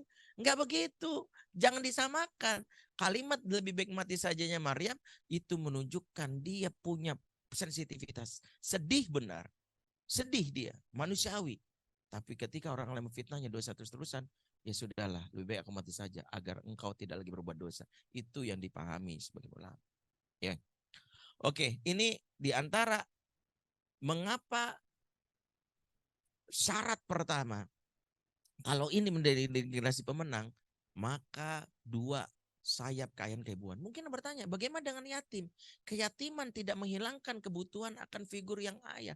Nabi Muhammad menjadi pemenang sejati, menjadi nabi manusia yang mulia, itu ditambal kebutuhan ayahnya. Alam yajid kayatiman fa'awa. Bukankah aku temukan kau dalam keadaan yatim? Fa'awa. Di antara mana fa'awa? Kami ganti, kami naungi. Ayahnya wafat, tapi keayahannya tak pernah hilang. Perlu dibedakan antara ayah dan keayahan. Ayahnya memang wafat, tapi keayahannya terus ada. Makanya kan sambung menyambung itu ayahnya. Mulai dari ayahnya yang wafat, tapi keayahannya mulai ditransfer ke siapa? Pertama oleh Al-Harith bin Abluza As-Sa'di yang kita tahu ada suami dari Halimatus Sa'diyah di Bani Sa'ad. Dan Bani Sa'ad kita tahu kan adalah bukan Bani yang menetap ya, dia kan Bani nomaden kalau saya ya, dia kan ya wilayahnya bergerak gitu, sehingga dari kecil Nabi sudah dilatih untuk moving, bergerak ya, tinggal di sebuah yang boleh jadi itu adalah kaum yang senantiasa moving, dia kan berternak, berladang gitu. Oke, yang kedua, kakeknya membangun pride yang dibikin dia singgah sana, ini biarkan Muhammad di sini, bangun pride. Kemudian kakeknya wafat, pamannya. Maka di antara pemahaman sebagian ulama alam yajidkan yatiman fa'awa menunjukkan kalaupun faktor bahwa secara fisik dia terdapat figur ayah, maka keayahannya tetap diberikan oleh situasi. Sehingga pemenang itu adalah bukan yang sekedar membutuhkan ayah dan ibu supaya menjadi jawaban bagi anak yatim piatu. Yang dibutuhkan adalah keayahan dan keibuan. Dan inilah salah satu tanggung jawab pendidikan. Pendidikan pesantren hari ini lupa dengan peran keayahan keibuan. Harusnya seorang ustadz dia tahu isu anak-anak zaman now fatherless. Maka dia perankan diri sebagai ayah yang menaungi. Karena bapaknya sibuk, harusnya aku jadi ustadz yang menjadi ayah buat dia. isu anak zaman now mungkin ibunya bekerja, isunya motherless. Makanya seorang ustazah tahu kalau ada salah satu santriku, aku harus berikan isu yang disebut namanya, yang disebut isu dia keibuan. Sehingga prinsip harmonisasi pasutri adalah kalau tanggung jawab itu ada di dalam sebuah rumah, maka periksa pasangan kita menjalankan perannya enggak dengan kekayaan dan keibuan tadi. Karena itu yang akan mencetak generasi pemenang di masa depan. Nah itu kalau di sisi sejarahnya Ustadz Faris bisa dilihatlah bagaimana nanti kayak Muhammad Al-Fatih, bagaimana peran ibunya, peran ayah itu bisa kita gali nanti ketika di sana, ya. Nanti ini sengaja dibikin gantung supaya kepo nanti ketemunya di sana gitu ya. Yang kedua adalah generasi pemenang itu orang tua punya visi dan roadmap. Roadmap pengasuhan itu penting menunjukkan mau kemana anak kita dibawa. Dan itu yang menjadi salah satu dasarnya. Kenapa? Kalau katakan ya ayyuhalladzina amuttaqullaha wal tanzur nafsum ma qaddamat lighad. Ini kan ayat tentang motivasi diri untuk memiliki gambaran tentang lighad, masa depan. Mau jadi apa anak kita? Kenapa? Karena tidak ada sejarahnya mendidik anak pemenang itu dengan konsep dadakan. Dia harus by design. Secara kalau kita lihat sirah Nabi adalah desain terbaik dari Allah untuk menunjukkan betapa orang hebat itu didesain dari sisi lingkungan, di sisi kebutuhannya. Di balik hikmah Nabi yang diasingkan ke Bani Sa'ad, itu ada desain. Nabi harus belajar bahasa yang baik. Belajar bahasa, bahwa kebutuhan anak akan bahasa. Kemudian dikembalikan ke kakeknya. Nabi belajar safar. Kita tahu safar adalah salah satu pendidikan. Kita bahas di pertemuan sebelumnya. Bagaimana safar adalah rekreasinya dan karakter dari orang-orang terbaik. Suku Quraisy disebut sebagai guru suku terbaik karena dia yang menjalankan perannya dengan safar. Bahkan safar bukan safar. Kita sudah bahas. Ada siar, ada safar, apalagi rihlah. Rihlah itu puncak karena rihlah itu menunjukkan dia menjalankan peran sebagai rohil. Rohil itu adalah yang menanggung beban. Makanya orang tuh kalau udah rihlah menunjukkan level tertinggi dari sebuah perjalanan. Makanya suku Quraisy jadi suku terbaik karena sudah menjalankan treatment terbaik yang Allah berikan, yaitu rihlah. Rihlah itu kan membawa kuda yang siap untuk menanggung beban. Makanya rihlah mereka itulah yang disebutkan Quran li'ilafi Quraisy ilafihim rihlatasyita'i wasaif. Jadi suku yang suka jalan-jalan itu akan menjadi memproduksi karakter pemenang. Suku yang suka jalan-jalan. Makanya lihat deh suku yang suka jalan-jalan merantau, biasanya tokoh-tokoh hebat lahir di situ. Ya. Itu suku yang suka merantau, suku bergerak. Makanya Imam Syafi'i kita kemarin kutip kan kalimat Imam Syafi'i, ya kalau jangan menetap di rumah aja. Pendidikan apalagi laki-laki itu nggak boleh. Ya, membunuh laki-lakian adalah merumahkannya. Merumahkanlah. Jadi salah paham memahami konsep keayahan itu adalah yang dipahami barat. Berganti switch peran. Sudah aku jadi ayah rumah tangga, kamu yang kerja. Ini rusak.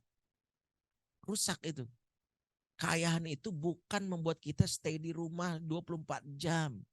Kemudian gak ngapa-ngapain. Keayahan itu adalah bagaimana kesibukanmu di luar harus engkau jadikan sarana untuk menginspirasi anakmu dalam rumah.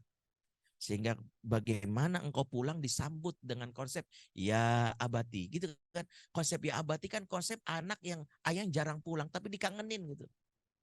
Itu kan makna yang ditulis oleh Sarah binti Halil Mutairi Ad-Dakhililah dalam kitabnya itu. Bahwa abati itu mewakili makna kerinduan atas ayah yang jarang pulang gitu. Jadi menunjukkan ayah zaman dulu tuh ayah super sibuk. Tapi pulang dirindukan. Makanya kalau ayah sibuk tapi nggak dirindukan, ini kan problem negeri ini. Sibuk tapi pulang, ya papa pulang lagi. Aduh, masalah banget ya. Gitu. Sampai digugat, mama kenapa sih mau nikah sama papa gitu. Nggak bisa nyari suami lain gitu. Nah itu bahaya tuh, jadi konsepnya itu. Nah visi pengasuhan itu begitu. Jadi roadmap pengasuhan itu harus kita mulai. Jadi desainnya jelas. Jadi kenapa? Pengasuhan yang tanpa desain, kalau membangun rumah saja tanpa desain, arsitek, bahayanya adalah kita kosnya banyak. Kosnya banyak. Makanya saya bilang, Saya tuh nggak pernah menjawab pertanyaan Ustadz ada pesantren yang baik atau enggak. Semua pesantren baik. Masalahnya sesuai nggak dengan desain pengasuhan anak kita. Kalau saya desain pengasuhan tuh baik semuanya. Masalahnya pas nggak buat anak kita. Saya kadang iseng, Ustadz ada nggak rekomendasi sekolah yang bagus Ustadz? Ada.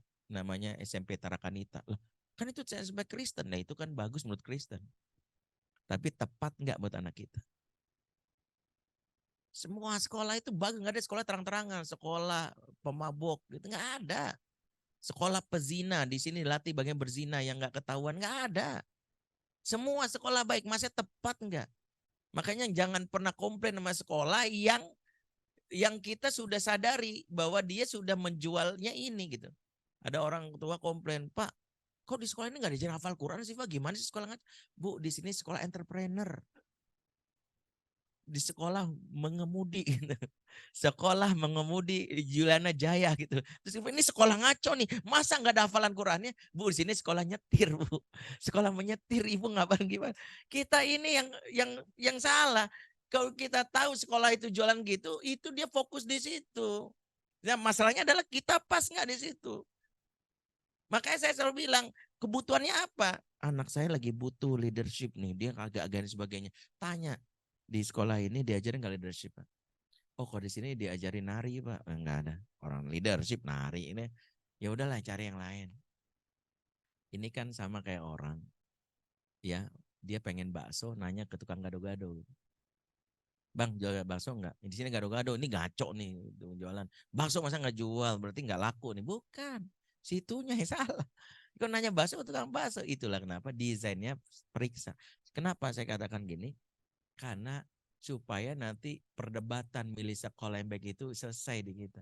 Saya termasuk orang yang nggak pernah mengatakan homeschooling yang paling baik, pesantren paling baik, sekolahmu paling baik, nggak ada.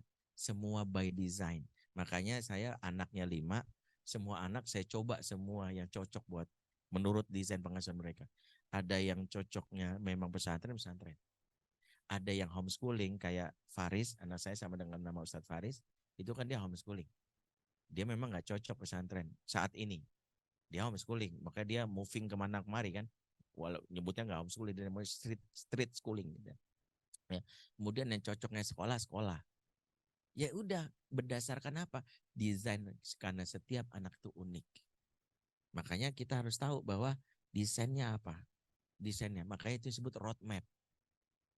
Jadi bukan sekedar cita-cita. Cita-cita itu hanya menggantungkan kepada satu titik, tapi nggak tahu jalannya. Anak-anak zaman dulu itu ditawarkan cita-cita. Cita-cita kamu apa? Jadi dokter. Akhirnya ujung-ujungnya tetap kuliahnya di IPB, kan nggak nyambung.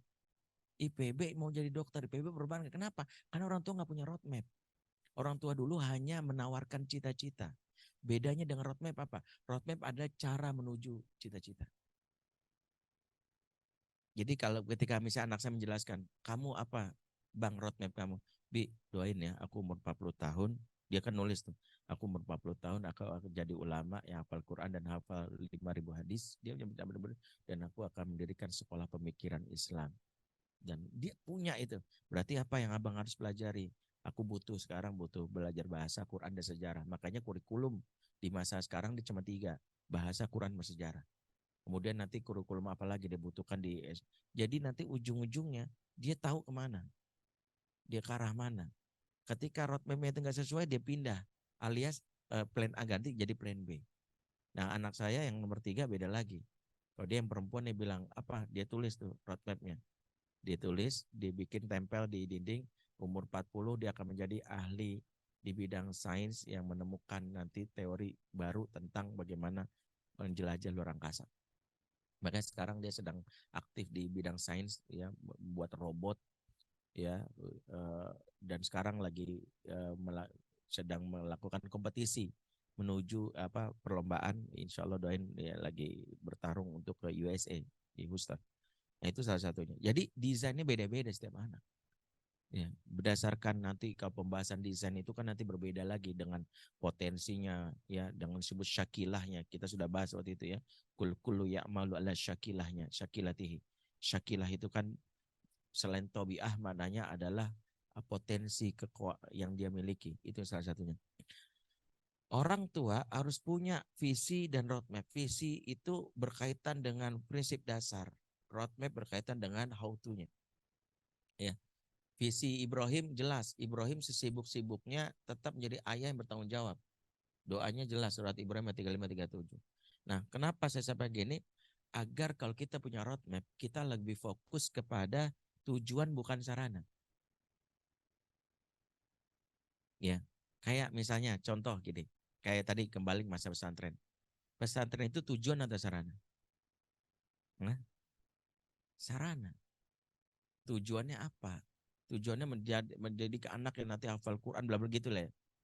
Makanya berapa kali kami jadi konsultan pesantren, kemarin udah disampaikan ya, santri itu kan ada 2 kategori. Ada santri ideologis, ada santri tragis. Santri ideologis itu kalau ditanya, abang kenapa masuk pesantren bang, kata gurunya.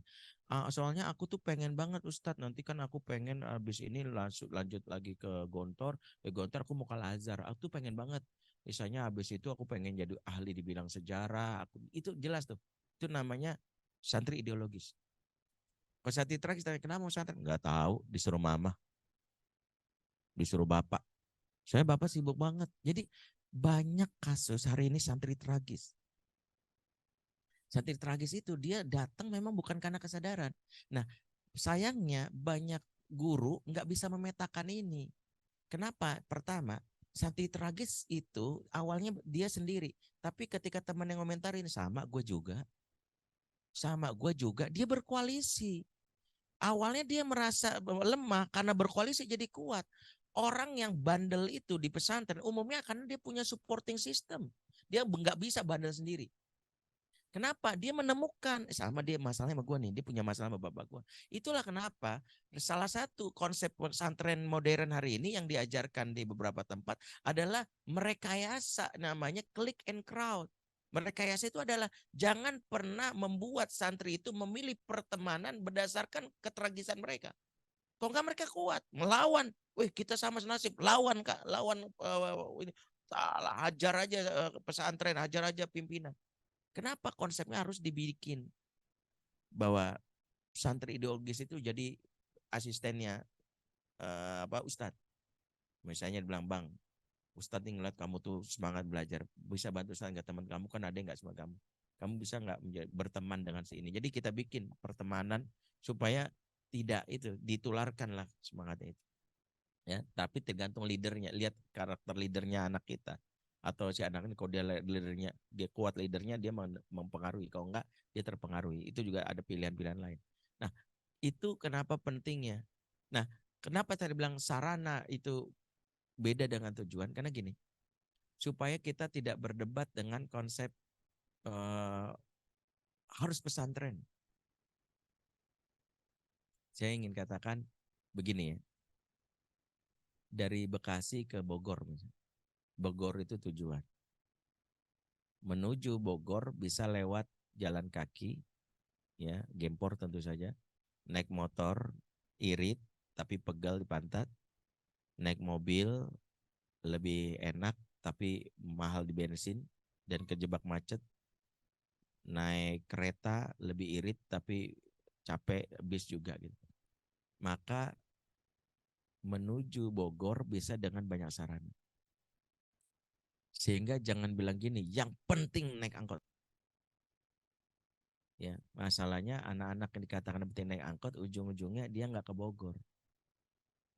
Ya, itulah kenapa banyak sekarang selebgram dengan pedenya bilang, gini-gini gue dulu pernah di pesantren. Dia pamer paha, pamer aurat. Karena dia hanya menjalankan kewajiban tuntas saya sebagai orang alumni pesantren. Karena kan orang tua menganggap pesantren itu tujuan. Padahal yang benar sarana. Sehingga gini, kalau anak kita nggak mau pesantren nggak apa-apa, tapi jelaskan. Tapi bukan roadmapnya kamu pengen jadi seorang bisnis, pengusaha bisnis yang hafal Quran sebagainya. Kira-kira kalau nggak pesantren caranya gimana? Biarkan dia menentukan. Boleh nggak aku talaki aja dengan beberapa ustadz. Jadi aku pulang dari sekolah, aku datang ke ini. Nah kalau itu dia bisa sepakati nggak ada masalah. Ini saya praktekkan di anak kami yang pertama ya, alhamdulillah kemarin baru lulus dari Del Azhar Kairo. Ya, dia baru lulus ya, walaupun kemarin sempat satu mata kuliah Rosip, Ustaz. Jadi dia udah pede datang ke Indonesia. Terus ditelepon ada satu madah Rosip. Dia harus balik lagi untuk ujian. Tapi insya Allah tetap wisuda tahun ini bulan Oktober gitu. Dia udah pede datang ke Indonesia, udah kita udah jalan-jalan gitu ya. Ya udah bilang nanti Oktober kita mau ke sana kan gitu ya. Terus tahu-tahu ditelepon, ada satu mata kuliah kamu. Ujian dia balik lagi gitu ya.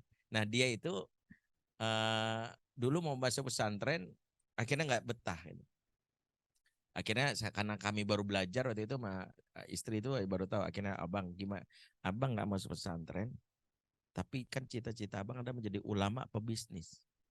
Nah, gimana cara jadi ulama bisnis tanpa pesantren, kan ulama dulu. Oh, ya udah boleh nggak aku sekolah umum tapi pulangnya talaki sama ustadz ini siapa aja yang kita hitung biayanya mahal, lebih mahal berpesantren. Karena kan bayar ustadz privat itu iya bayar juga, tapi nggak apa-apa. Dan ternyata efeknya dia jadi ini nih, aku kenapa nggak kursusin bahasa Arab di LIPI aja Bi, Sabtu Ahad. Oh iya benar juga, ya udah. Jadi ada gitu. Kalau nggak pesantren dia tetap mencari cara gitu. Jadi yang diajarkan ke anak itu adalah gitu. Hah? Enggak, banyak kayak Ustaz Faris gitu. Seperti itu. Tapi visi dan roadmap pengasuhannya jadi jelas. Jadi berikutnya bertahap dalam mendidik, nggak bisa buru-buru. Latar kabun tobak kanan tobak ini kan ayat memberitahu bahwa manusia itu nggak bisa instan, bertahap-tahap dalam kehidupan. Allah jadikan kehidupan itu bertahap-tahap menunjuk tahu nggak ada yang instan. Makanya nggak ada pola pengasuhan yang langsung sukses itu nggak ada. Ya, nggak ada jaminan gitu. Ikuti, dipastikan masuk alam, nggak ada. Makanya satu, kita harus sabar, tidak terburu-buru dalam kehasil. Tidak buru-buru ini mana dua, karena penyakitnya ada istijal tuh gini. Terburu-buru mengklaim anak kita soleh sehingga kita sudah merasa selesai. Alhamdulillah Ustadz, anak saya 7 tahun sudah rajin ke masjid, sudah hafal Quran, lu senang banget. Jangan merasa puas, karena batasan anak kita itu sukses sampai datangnya ajal. Karena kita nggak tahu di akhirnya gimana. Makanya jangan merasa kalau anak udah rajin ke masjid itu selesai, udah merasa puas gitu. Karena belum tentu juga anak yang rajin ke masjid 7 tahun itu karena kesadaran. Jadi dia rajin ke masjid karena ada tukang cilok di situ enak banget. Jadi dia pengen gitu. Ya bisa jadi karena kita langsung terbuka anak saya udah soleh banget. Atau jangan terburu-buru mengklaim anak saya itu bandel banget. Tidak terburu-buru membuat kita menyikapi semua itu sementara. Sehingga membuat apa? Setiap kita berusaha sampai datang ajal. Itulah membuat Nabi Nuh itu nggak pernah berhenti. Walaupun anaknya itu dalam keadaan yang ya boleh jadi udah dia tetap mengatakan ya bunaya irkamana. Dia nggak bilang udahlah mati-mati aja kafir sih kamu.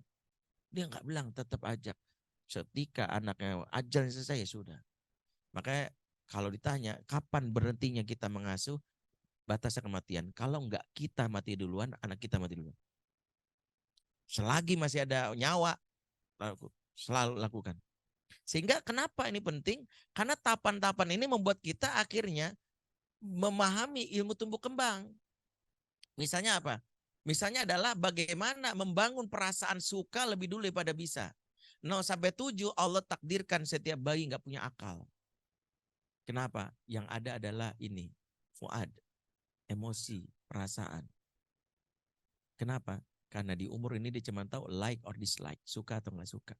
Makanya kenapa di umur-umur awal itulah harus dibangun bagaimana desain yang indah tentang Islam. Bayangkan kalau Allah namanya Ar-Rahman Ar-Rahim, tapi orang tua tak pernah tersenyum. Ibu yang bengis, bapak yang mengancam. Apa yang terjadi kira-kira? Anak akan menjauh dari apa yang digambarkan. Allah nama Ar-Rahman Ar-Rahim tapi dikenal Al-Muntaqim.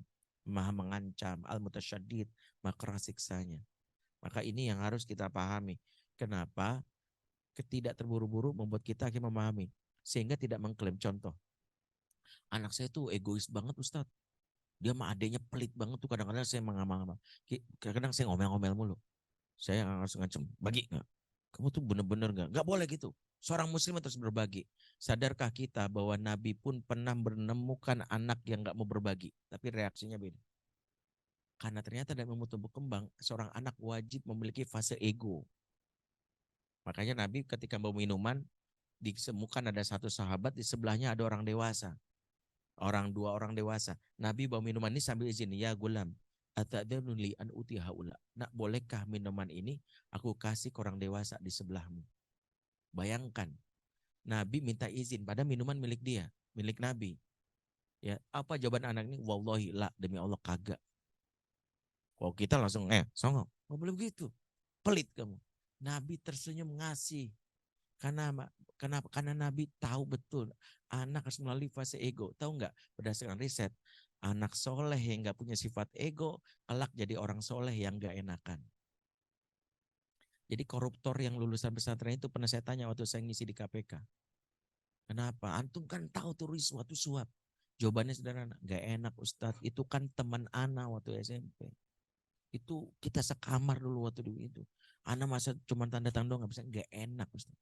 Anak-anak yang ikut nonton film porno, menurut Ibu Eli Risman, itu bukan karena memang naluri dia pengen nonton. Nggak enakan.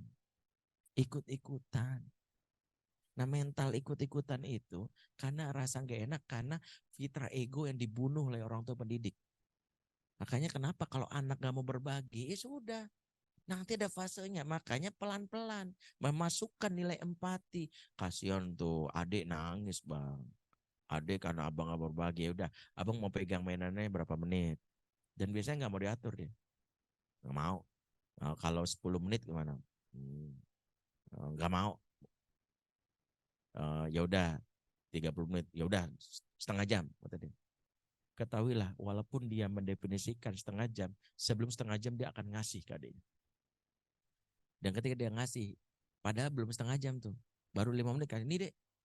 Karena dia ingin mengetahui, this is mine, this is my authority. Gak usah diatur-atur. Jadi anak-anak nomor itu yang gak mau diatur-atur, sebenarnya dia mental pemenang. Kenapa? Karena yang hilang di anak zaman now itu cuma satu. Gak bisa ngomong enggak. Dan tauhid itu bermula dengan ngomong la.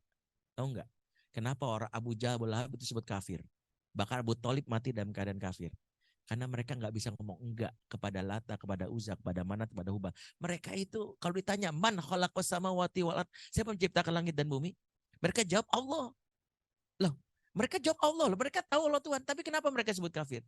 Karena mereka nggak bisa ngomong enggak kepada Lata, kepada Uzza, kepada Manat, kepada Hubal. Kenapa nggak bisa ngomong enggak? Nggak enakan. Anak kita itu bukan nggak tahu kalau nonton film porno itu haram, bukan nggak tahu korupsi haram, nggak enakan temennya ngajak. Makanya mental nggak enakan bermula dari orang tua yang membunuh anak yang langsung empati sebelum ego. Makanya pahami tahapan pendidikan itu. Jadi kalau anak ego gimana Ustadz? Ya sabar aja, tinggal bilang ya sudah. Jadi gimana? Udah, ini milik abang deh. Ayah tahu ini milik abang. Abang mau berbagi apa? Adik sabar ya. Kita akan turun tangan kalau abang merampas. Kalau milik dia sudah. Jadi jangan bilang gini, bagi nggak? Bagi. Gak boleh begitu. Kamu tuh nggak tahu Rasulullah tuh gimana lah. Untung dia anaknya bilang, abang nggak tahu Rasulullah pernah gitu. Dibalikin lagi gitu. Rasulullah pernah tuh nggak gitu. Jadi hadisnya gitu. Jadi itu yang harus kita pahami. Makanya kadang-kadang kita terburu-buru. Termasuk apa kita nggak paham tumbuh kembang. Akhirnya anak remaja banyak ceramah. Diceramain nggak pas anak remaja diceramain. Yang dilatih remaja adalah studi kasus, thinking skill. Makanya Nabi ketika ada remaja yang bilang, Rasul boleh nggak saya berzina? Rasul nggak keluar ayat. Nggak bilang, astagfirullahaladzim, Allah berfirman Al-Quran, auzubillahi minasyaitonir rajim. Nggak begitu. Nabi hanya melakukan, kalau adik kamu dizina gimana? Makanya kalau kita tahu ilmu tumbuh kembang, kita akan menjaga fitrahnya anak. Nah, saya rekomendasikan bukunya Ayah Irwan Dinardi, judulnya Anakologi. Nah, itu ada di bawah. Mas Said baca, yang udah baca fotokopi, karena dipelajari gimana sih kalau anak umur 0 sampai 5 tahun. Anak umur tahun itu butuh pengajaran demonstratif. Makanya nggak bisa diceramain anak umur itu. Duduk sini. Harus demonstratif, kok bergerak yang besar, begini loh nak gitu. Makanya kenapa anak TK tuh tangan ke atas, tangan ke atas. Nabi itu sama cucunya itu begini, harus demonstratif. Dan Nabi nggak jatuh harga dirinya. Makanya kenapa ada ayah yang punya hambatan, karena dia sama anaknya itu kaku, nggak demonstratif, nggak atraktif. Ngucapin salam gitu, udah tau LDR, assalamualaikum warahmatullahi wabarakatuh. Itu dimatiin sama anak. Kok dimatiin? Itu tadi Ustadz Khalid Basalamah. Bukan itu, bapak kamu gitu. Kira Ustadz Khalid lagi ceramah gitu ya. Jadi karena begitu gitu. Jadi memang kalau anak makanya tempatkan diri kalau anak TK itu atraktif. Sini Abi jalan ya, jalan. Harus begitu. Tapi kalau anak remaja nggak bisa atraktif, nyebelin, malah jadi coba anak SMA semuanya tangan ke atas. Itu kenapa? Kadang ada MC atau seorang pelatih nggak tahu diri, objeknya anak remaja dimainin kayak anak kecil, nggak mau dia. Itu udah bikin barrier. Ayo semuanya ikutin gerakan saya. Ah, ha, ha. Ih, nggak ada yang suka anak remaja digituin. Makanya saya bilang trainer-trainer remaja ini tahu nggak sih ilmu tumbuh kembang gitu ya. Mereka hanya membuat anak remaja itu masuk di sini tapi barriernya nggak masuk. Makanya habis itu gimana bagus gitu. Habis itu nggak berubah karena mereka tidak terinspirasi kan sudah ada barrier sejak awal. Makanya kenapa saya bilang anak remaja itu senangnya discuss. Jadi nggak perlu trainer yang atraktif. Ya semuanya tangan ke atas gitu. Ini nggak pas buat remaja. Makanya saya bilang trainer yang kayak gitu dia mungkin seru tapi nggak tepat. Beda kan? Makanya konsep Quran itu kenapa kaulan sadida. Mana sadida tahu nggak apa? Sowaban. Tepat. Nah, oke. Baik, bertahap dan mendidik. Terakhir evaluasi berkala. Ya hadisnya sudah jelas tuh. Walaupun ini hadis ada yang mendoifkan itu Al-Hakim. Siapa yang hari ini lebih baik dari kemarin. Kenapa harus evaluasi? Makanya kenapa? Kalau pengasuhan itu ibarat konsep pendidikan, pentingnya rapat berkeluarga. Suami istri itu harus sering syuro. Anak kita kenapa ya? Dia kan harusnya umur sekian tuh sudah bisa lah ya berbagi. Kan kalau ego tuh umur 7 tahun sampai 9 tahun, tapi umur 15 tahun masih ego. Berarti ini ada yang salah nih. Harus kita evaluasi gitu. Kenapa ya dia mentalnya masih mundur ya kalau ada masalah. Kalau ada masalah dia nggak bisa menyelesaikan. Berarti ada yang harus diperbaiki. Evaluasi berkala. Artinya kita lihat pengasuhan itu harus kita terus evaluasi. Kenapa? Meminimalisir kesalahan anak yang berlarut-larut. Jadi kalau ada kesalahan, terima. Nggak ada anak yang sempurna. Anak soleh itu bermula dari anak salah. Maksudnya karena kesalahan itulah kita bisa mengenalkan kesolehan. Jadi nggak ada anak yang lurus-lurus banget. Nggak ada anak lurus-lurus. Justru bahaya kalau anak yang lurus-lurus banget. Kita nggak tahu ya. Baru datang ke masjid langsung Assalamualaikum warahmatullahi wabarakatuh. Langsung dia takbir ke depan gitu. Kita langsung kaget nih anak mana gitu ya. Ya kalau anak-anak ya natural aja gitu. Ya seperti itu. Ya wallahu a'lam bishawab, ya mudah-mudahan ini uraiannya seperti itu aja. Kalau penutupnya mudah-mudahan kita jadi orang tua yang pentingkan proses ya. Jangan fokus ke hasil ya. Wa qul i'malu wasallallahu alaihi wasallam mu'minun. Berusahalah kamu Allah Rasul Allah mukmin akan menilai. Yang penting itu saja, usaha saja. Hasil urusan Allah. Aku lu kuliah walakum. Assalamualaikum warahmatullahi wabarakatuh. Waalaikumsalam warahmatullahi wabarakatuh. Jazakallahu khair Ustaz, barakallahu fiik. Menarik ya teman-teman, ada yang tersentil nggak? Mesti bertahap ya ibu bapak sekalian ya. Jadi bismillah. Masih ada waktu sampai zuhur insya Allah. Tapi kalau bapak ibu dan sekalian mungkin saya mudah-mudahan Ustadz Wendri ada waktu lebih lama ya. Karena ada beberapa sesi makan di bawah ya gitu ya. Kita sudah siapkan dengan segala keterbatasannya ibu. Mudah-mudahan bisa jadi keramataman kita bersama. Sambil mungkin nanti Ustadz Wendri makan kalau ingin coba merapat sedikit gitu ya sambil ngobrol diskusi keluarga ingin coba sharing dengan Ustadz Wendri dan Ustadz Faris juga boleh ya Bapak Ibu sekalian. Tapi sebelum bagaimana Ustadz? Ya, baik Ustadz. Mungkin 15 menit kali ya, biar kita bisa sharing ramah-tamah sambil makan, lalu ke atas lagi untuk sholat zuhur begitu ya, Ustadz dan teman-teman. Dua pertanyaan dulu mungkin ya. Saya langsung aja ke dua pertanyaan. Apabila ada pertanyaan dari Bapak Ibu sekalian terkait kita materi hari ini, Masya Allah, tafadhol. Masya Allah. Baik, Bapak silakan ke Iwan dulu boleh ya. Assalamualaikum warahmatullahi wabarakatuh. Ya, pada Ustadz Faris Beki dan Ustadz Bendri. Jadi yang saya tangkap tadi satu, Ustadz Faris Beki menceritakan tentang karakter ideal ya dalam proses histori yang sudah dicontohkan. Yang kedua, Ustadz Bendri lebih melihat dari case by case dari anak dengan menentukan roadmap-nya. Tapi yang ingin saya tanyakan adalah dengan kondisi kita yang sekarang ini, di mana dunia pendidikan lebih sifatnya materialistis. Bahkan ini juga termasuk pendidikan yang berbau Islam.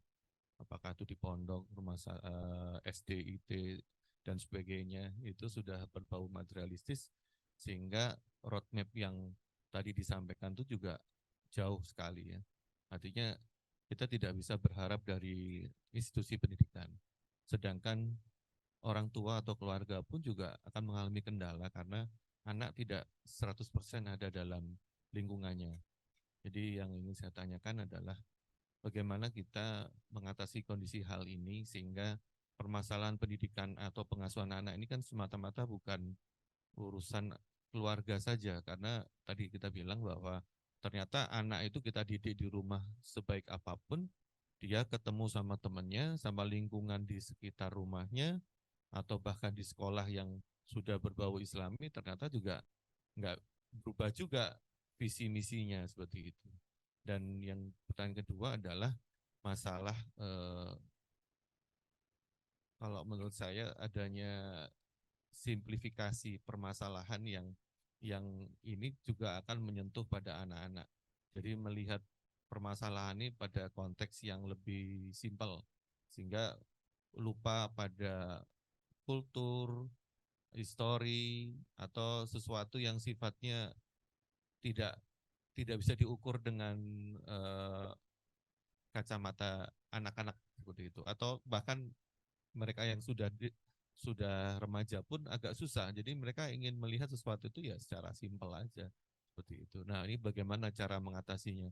Jadi kalau kita belajar atau mengajarkan anak filosofi itu kayaknya nggak nyambung gitu. Karena yang dihadapi sekarang adalah nanti kerja itu seperti apa, menghasilkan uang dan sebagainya seperti itu. Oke, terima kasih. Assalamualaikum warahmatullahi wabarakatuh.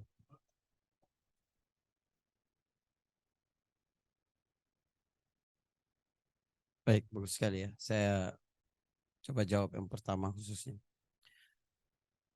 Jadi dari banyak bacaan tentang tarbiyah Islamiyah itu, saya pribadi ini mohon dikoreksi kalau salah Ustaz Benri, kemudian menyimpulkan ada 3 pilar penting dalam pendidikan Islam itu. Yang pertama adalah menjadikan Allah sebagai pusat, ya, sebagai sentral dalam kehidupan. Yang kedua adalah mengetahui kesadaran akan hakikat dunia. Yang ketiga adalah keteladanan. 3 itu. Jadi kalau bahasa Ustadz Benri kan, gimana kalau seandainya anak itu sukses, selama ini orang tua bilang, oh anak papa, itu kan mengikis tauhid sebenarnya. Bahwa segala sesuatu itu dari Allah Subhanahu wa Ta'ala. Begitu juga misalnya orang tua yang pamit keluar rumah bilang, papa kerja dulu ya, cari duit gitu. Itu kan melahirkan rasa sombong kalau sukses, papa gue gitu. Tapi kalau kita gagal, anak kita mencela kita. Gitu aja perasaan papa orang bisa begini gitu. Tapi kalau kita sampaikan kepada anak bahwa sumbu seluruh kehidupan itu adalah Allah, izin Allah, kuasa Allah, maka anak itu sudah terbiasa bahwa segala sesuatu yang dari Allah itulah yang terbaik. Jadi kalau kita mau kerja pun kita mau kerja karena ini ibadah. Anak kita tahu ibadah itu punya dimensi yang luas sekali. Dan kita melahirkan keteladanan kepada diri mereka bahwa ini aku harus terus beribadah kepada Allah di bidang-bidang yang aku bisa. Kan Nabi pernah sebutkan bahwa Allah itu membagi-bagi akhlak kepada makhluknya itu seperti Allah membagi-bagikan rizki. Tiap orang punya potensi akhlak yang berbeda-beda. Jadi ada yang dimudahkan punya akhlak berani, tapi ada yang lebih menonjol akhlak malunya, ada yang lebih menonjolkan gitu. Innallaha qasamal arzaq, ya, kama qasamal arzaq. Ya, qasamal akhlak kama qasamal arzaq atau kama qalat gitu. Kata Nabi begitu. Tapi yang jelas apapun capaian itu ikatkan kepada anak ini dari Allah. Dan apapun kegiatan kaitkan ini untuk Allah Subhanahu wa Ta'ala. Pendidikan Islam itu. Dan itulah tauhid. Kalau ini kuat, insya Allah kuat semua. Dalam urusan rizki misalnya, kalau kita tahu bahwa segala sesuatu itu rizkinya dari Allah Subhanahu Wa Ta'ala, Anak itu nggak mungkin ya jadi maling, jadi culas, jadi apa. Kenapa? Karena dia sadar kerja itu hanya proses syariat. Kita bekerja ini berpahala loh, karena kita menjalankan proses syariat. Adapun rezeki itu sudah ketentuan Allah. Makanya kita nggak stres amat, nggak jadi wapres, nggak jadi apa gitu, nggak stres. Ya, karena rezeki sudah masuk sudah Allah. Allah yang atur semuanya. Jadi kita hanya menjalankan proses dan proses itulah ibadah itu. Makanya Allah cuma melihat prosesnya. Wa qul i'malu fasayarallahu amalakum. Yang kedua, paham akan hakikat dunia. Ini menjawab banget gimana orientasi pendidikan sekarang kepada hal-hal yang sifatnya materialistik. Ya, orang kalau nggak tamat urusan dunia, nggak layak ngomong akhirat. Dan ini yang kena semua orang. Ustadz-ustadz kena. Profesor-profesor kena. Mau orang kaya, orang miskin, orang pintar, orang bodoh, orang awam, bisa kena. Makanya kesadaran itu. Ya. Semua hadis-hadis tentang dunia itu harus dihujam terus di dalam diri kita. Itu didik anak kita. Dunia ini nggak ada harganya. Kita harus sukses, harus dapat dunia lebih banyak untuk akhirat. Kalau cuma untuk dunia, sebelah sayap nyamuk kata Nabi. Itu buat kita nggak tergelincir di posisi apapun. Cinta harta itu manusiawi. Wa tuhibbunal mala hubban jamma. Kata Quran begitu. Tapi orang yang paham hakikat dunia menjadikan apa-apa yang dia cintai itu untuk akhirat, untuk akhirat, untuk akhirat. Itu saja. Kalau kita paham hakikat dunia. Yang ketiga adalah keteladanan. Memang sulit ya. Kita mau mengajarkan sesuatu, visi besar kepada anak, tapi mereka lihat guru-guru mereka apa mereka suka kemewahan, suka apa, suka flexing. Percuma begitu gitu ya. Ada meme itu Ustadz ceramah khutbah gitu. Kita harus sederhana gitu. Terus pulangnya naik mobil mewah gitu kan. Gak sesuai gitu misalnya gitu. Nah, walaupun ukuran itu pun sebenarnya berbeda-beda. Tapi keteladanan itu sesuatu yang penting sekali. Yang diajarkan Nabi itu baik semua. Tidak ada yang bertentangan dengan akal sehat, tidak ada yang bertentangan dengan nurani. Tapi Nabi pernah punya hambatan dalam mendidik para sahabatnya. Pada saat ada posisi-posisi yang mengambil keputusan yang sahabat nggak bisa pahami, sahabat nggak ikuti. Waktu itu adalah waktu tahun ke-6 perjanjian Hudaybiyah dilakukan. Itu kan Nabi perintahkan para sahabat, udah sekarang tahallul, kita balik ke Madinah, nggak jadi ke Mekah. Nggak ada yang mau ikut sahabat. Nabi itu sedih sekali. Ya, karena tidak ditaati. Masuk ke tendanya dia cerita ke istrinya. Kata istri Nabi, Rasulullah gak usah ngomong apa-apa. Kamu naik ke atas kendaraanmu, lalu kamu potong rambutmu, lalu kamu turun dan menyembelih hewanmu. Rasulullah melakukan itu. Semua sahabat kemudian memotong rambut mereka dan menyembelih hewan. Kekuatan sebuah keteladanan. Nah, mungkin itu Ustaz.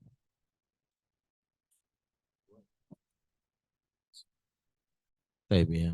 Ya memang diskursus tentang pendidikan ini kan banyak digagas banyak oleh para ahli ya. Saya termasuk mungkin yang nggak bisa banyak komentar karena sejatinya kalau kesah kita pendidikan itu memang terkait dengan sistem yang hari ini memang nggak mengakomodir kebutuhan syariat. Jadi kalau kita tanya bahwa sistem hari ini kan semua orientasinya materialis semua. Hatta sekolah-sekolah yang mengakunya Islam sendiri ujung-ujungnya materialis. Saya itu kemarin ditelepon oleh salah satu ini sekolah ya. Ya dia bilang gini, Ustadz, boleh nggak Ana minta antum jadi ambasador sekolah Ana? Ntar di setiap majelis antum promosiin, nanti antum dapat fee 2 juta setiap saya kayak masuk sini gitu. Saya bilang sedemikian rendah harga sekolah hari ini, saya bilang. Cuma 2 juta saya bilang. Saya pengen ratusan juta saya bilang gitu. Saya bilang gitu aja, maksudnya bercandain gitu.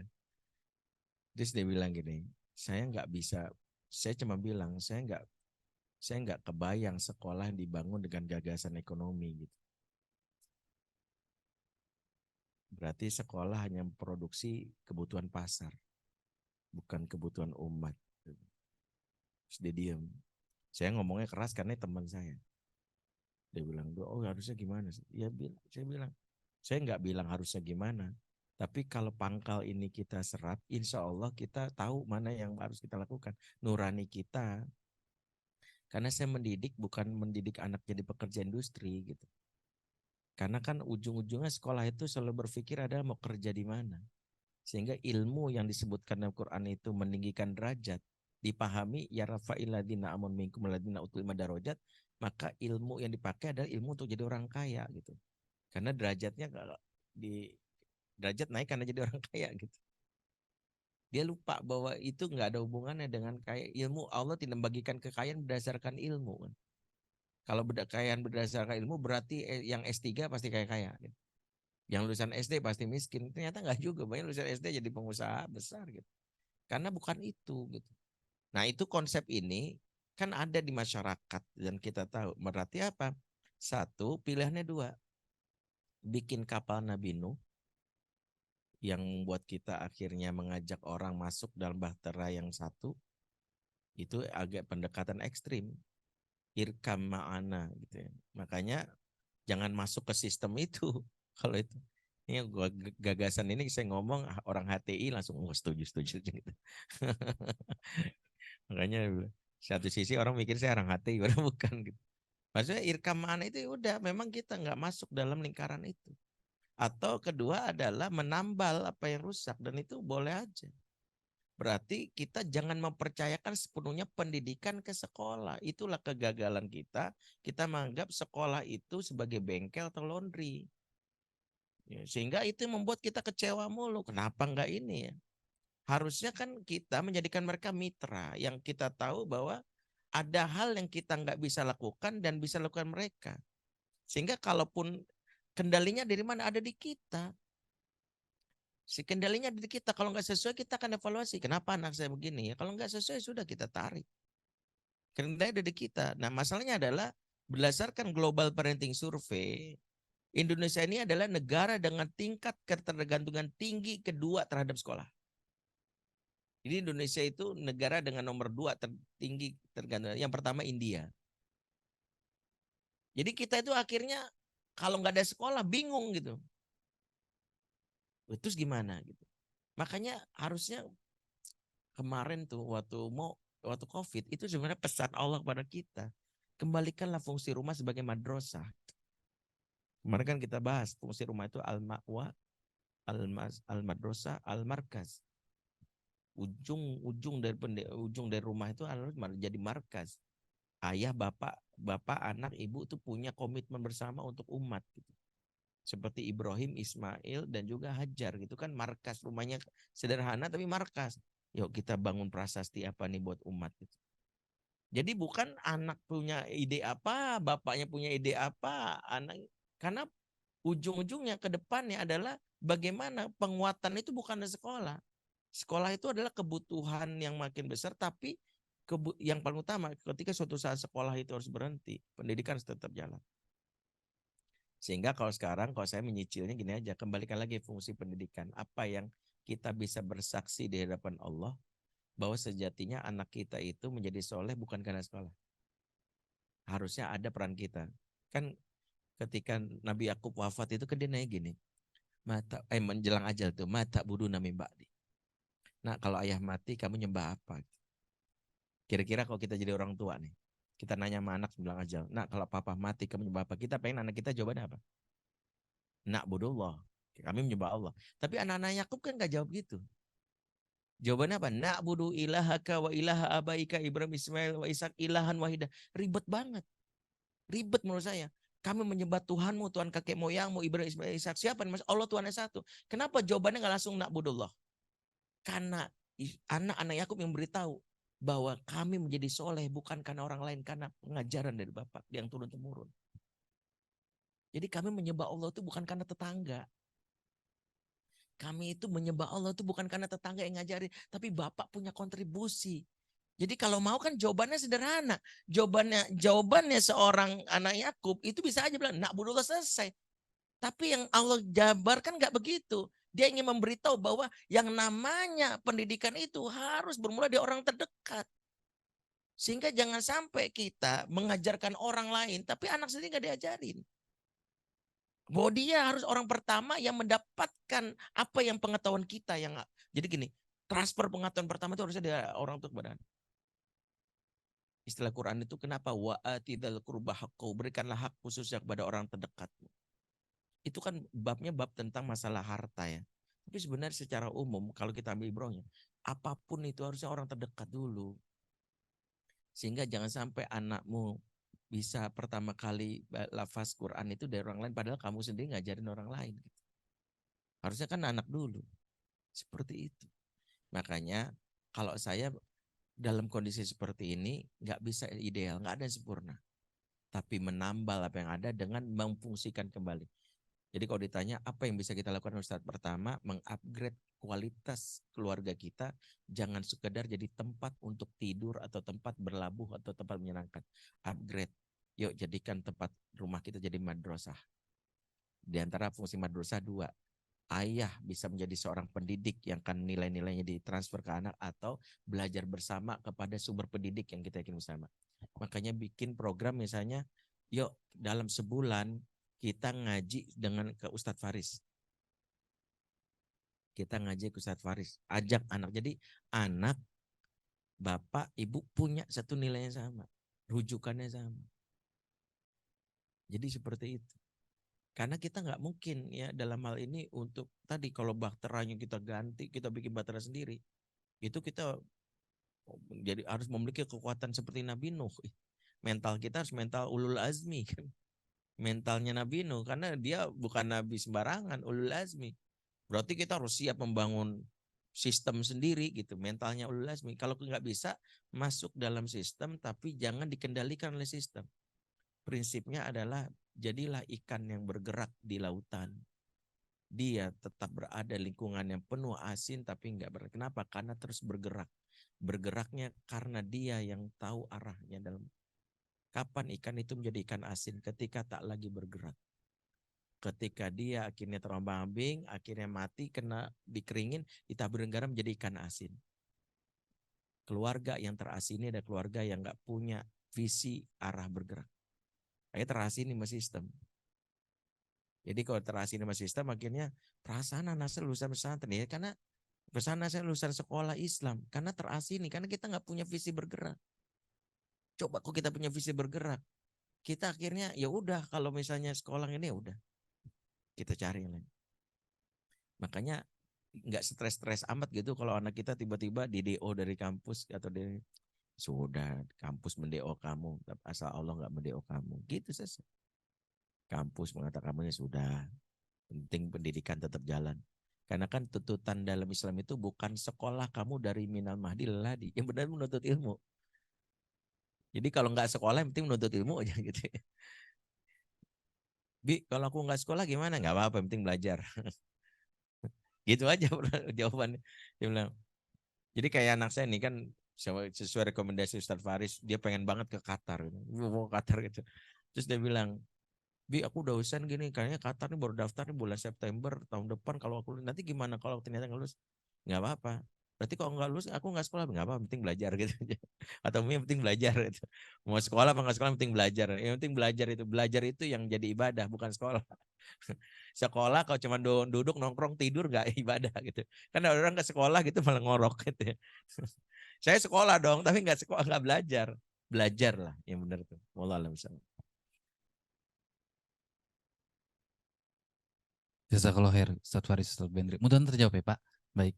Tapi kalau untuk muhasabah kita semua ya, teman-teman ya, ini merefleksikan apa yang disampaikan Ustadz Faris, Ustadz Bendri ya. Kita pernah muhasabah nggak ya? Jangan-jangan kita jadi seorang suami, seorang ayah yang tidak menyenangkan di keluarga Ustadz, tapi menyenangkan untuk orang lain Ustadz. Ini juga jadi muhasabah loh untuk kita semua teman-teman ya. Jangan sampai itu terjadi ya. Kadang saya juga suka nanya ke istri Ustadz. Nih saya ke teman kantor, customer gitu kayaknya luwes gitu misalnya ya. Karena saya orang sales ya. Tapi tolong muhasabahin saya dong. Saya juga nanya gitu Ustaz. Saya takut Ustaz menciderai orang terdekat kita ya teman-teman. Ini juga jadi muhasabah untuk kita semua. Ikhwan sudah bertanya. Ahwan, ibu-ibu ada yang mau bertanya? Satu pertanyaan terakhir mungkin sebelum kita makan siang dan siap untuk sholat zuhur nantinya. Ada pertanyaan? Kalau nggak ada saya balikin lagi ke Ikhwan nih. Ada? Nggak ada? Izin pertanyaan terakhir dari Pak Sulis ya. Silakan Pak Sulis. Bismillahirrahmanirrahim. Bismillahirrahmanirrahim. Bahwa pengasuhan yang ideal itu kan adalah antara orang tua dan ke anaknya. Dalam suatu kondisi mungkin ya pola ideal itu tidak atau belum terjadi. sehingga ada peran yang harus turun ya. Mungkin generasi ke kakeknya, kakek neneknya, atau mungkin ke saudara yang lainnya, atau bahkan alhamdulillah mungkin ke asisten rumah tangga. Nah, untuk kondisi seperti ini, bagaimana yang semestinya atau sebaiknya dilakukan atau dipraktekkan? Demikian, Assalamualaikum warahmatullahi wabarakatuh. Baik, waalaikumsalam warahmatullahi wabarakatuh. Terima kasih Pak Sulis. Ini orang urban banget nih Ustadz. Saya sibuk, tapi ART lebih dekat dengan anak. Biasa gitu ya Pak? Atau dekat dengan kakek neneknya, padahal kakek neneknya mungkin sudah tua, tapi seluruh pendidikannya dibebankan sama mereka. Itu kan kadang suka terjadi Ustadz. Nah ini bagaimana menyikapi hal seperti ini, tapi mungkin ada sosok orang tua yang tetap bisa mendampingi walaupun secara fisik mungkin nggak ada gitu ya Pak Sulis ya. Nah ini kan ada gap nih Ustadz. Bagaimana supaya gap itu tidak terlalu luas begitu? Mungkin gitu jawab pertanyaannya Ustadz. Ke Ustadz Faris, Ustadz Wendri. Ustadz Wendri. Oh, yang gitu lah. Harusnya beliau nih mulainya. Pertama, paradigma pengasuhan itu yang harus diubah mindset adalah bentuk, bukan tentang anak kita jadi apa. Tentang kita menjawab pertanyaan Allah bagaimana. Maka pengasuhan itu adalah tanggung jawab, bukan tentang hasil anak soleh atau enggak soleh. Sehingga jangan tadi, pengasuhan enggak ideal Ustadz Ardiamara. Pertanyaannya adalah, siapkah kita menjawab pertanyaan Allah, mengapa engkau tinggalkan anakmu yang membuat dia diasuh sama orang lain? Urusan bahwa itu adalah urusan bahwa anak itu jadinya bagaimana itu urusan sekian, karena innaka la tahdi man ahbabta walakin Allah yahdi man yasha. Pertanyaan adalah di sisi Allah kita jawab apa? Maka kalau kita menjawab bahwa saya meninggalkan anak karena jihad, itu masih dibilang. Ulama-ulama dulu meninggalkan karena jihad. Ulama dulu meninggalkan dakwah. Saya tuh pernah meneliti, ya walaupun mungkin nggak detail ya. Alasan orang-orang terdahulu meninggalkan itu karena ada amalan lain yang lebih utama. Sehingga Nabi Ibrahim meninggalkan anaknya karena dakwah yang luas, pengemaslahatan untuk umat. Ada ulama meninggalkan anaknya karena jihad. Ada ulama lain meninggalkan karena amanah sebagai kepala negara, seperti misalnya ayah dari Umar bin Abdul Aziz bin Marwan. Tapi saya belum pernah menemukan alasan bahwa anak ditinggalkan karena ayah dan ibu nyari duit.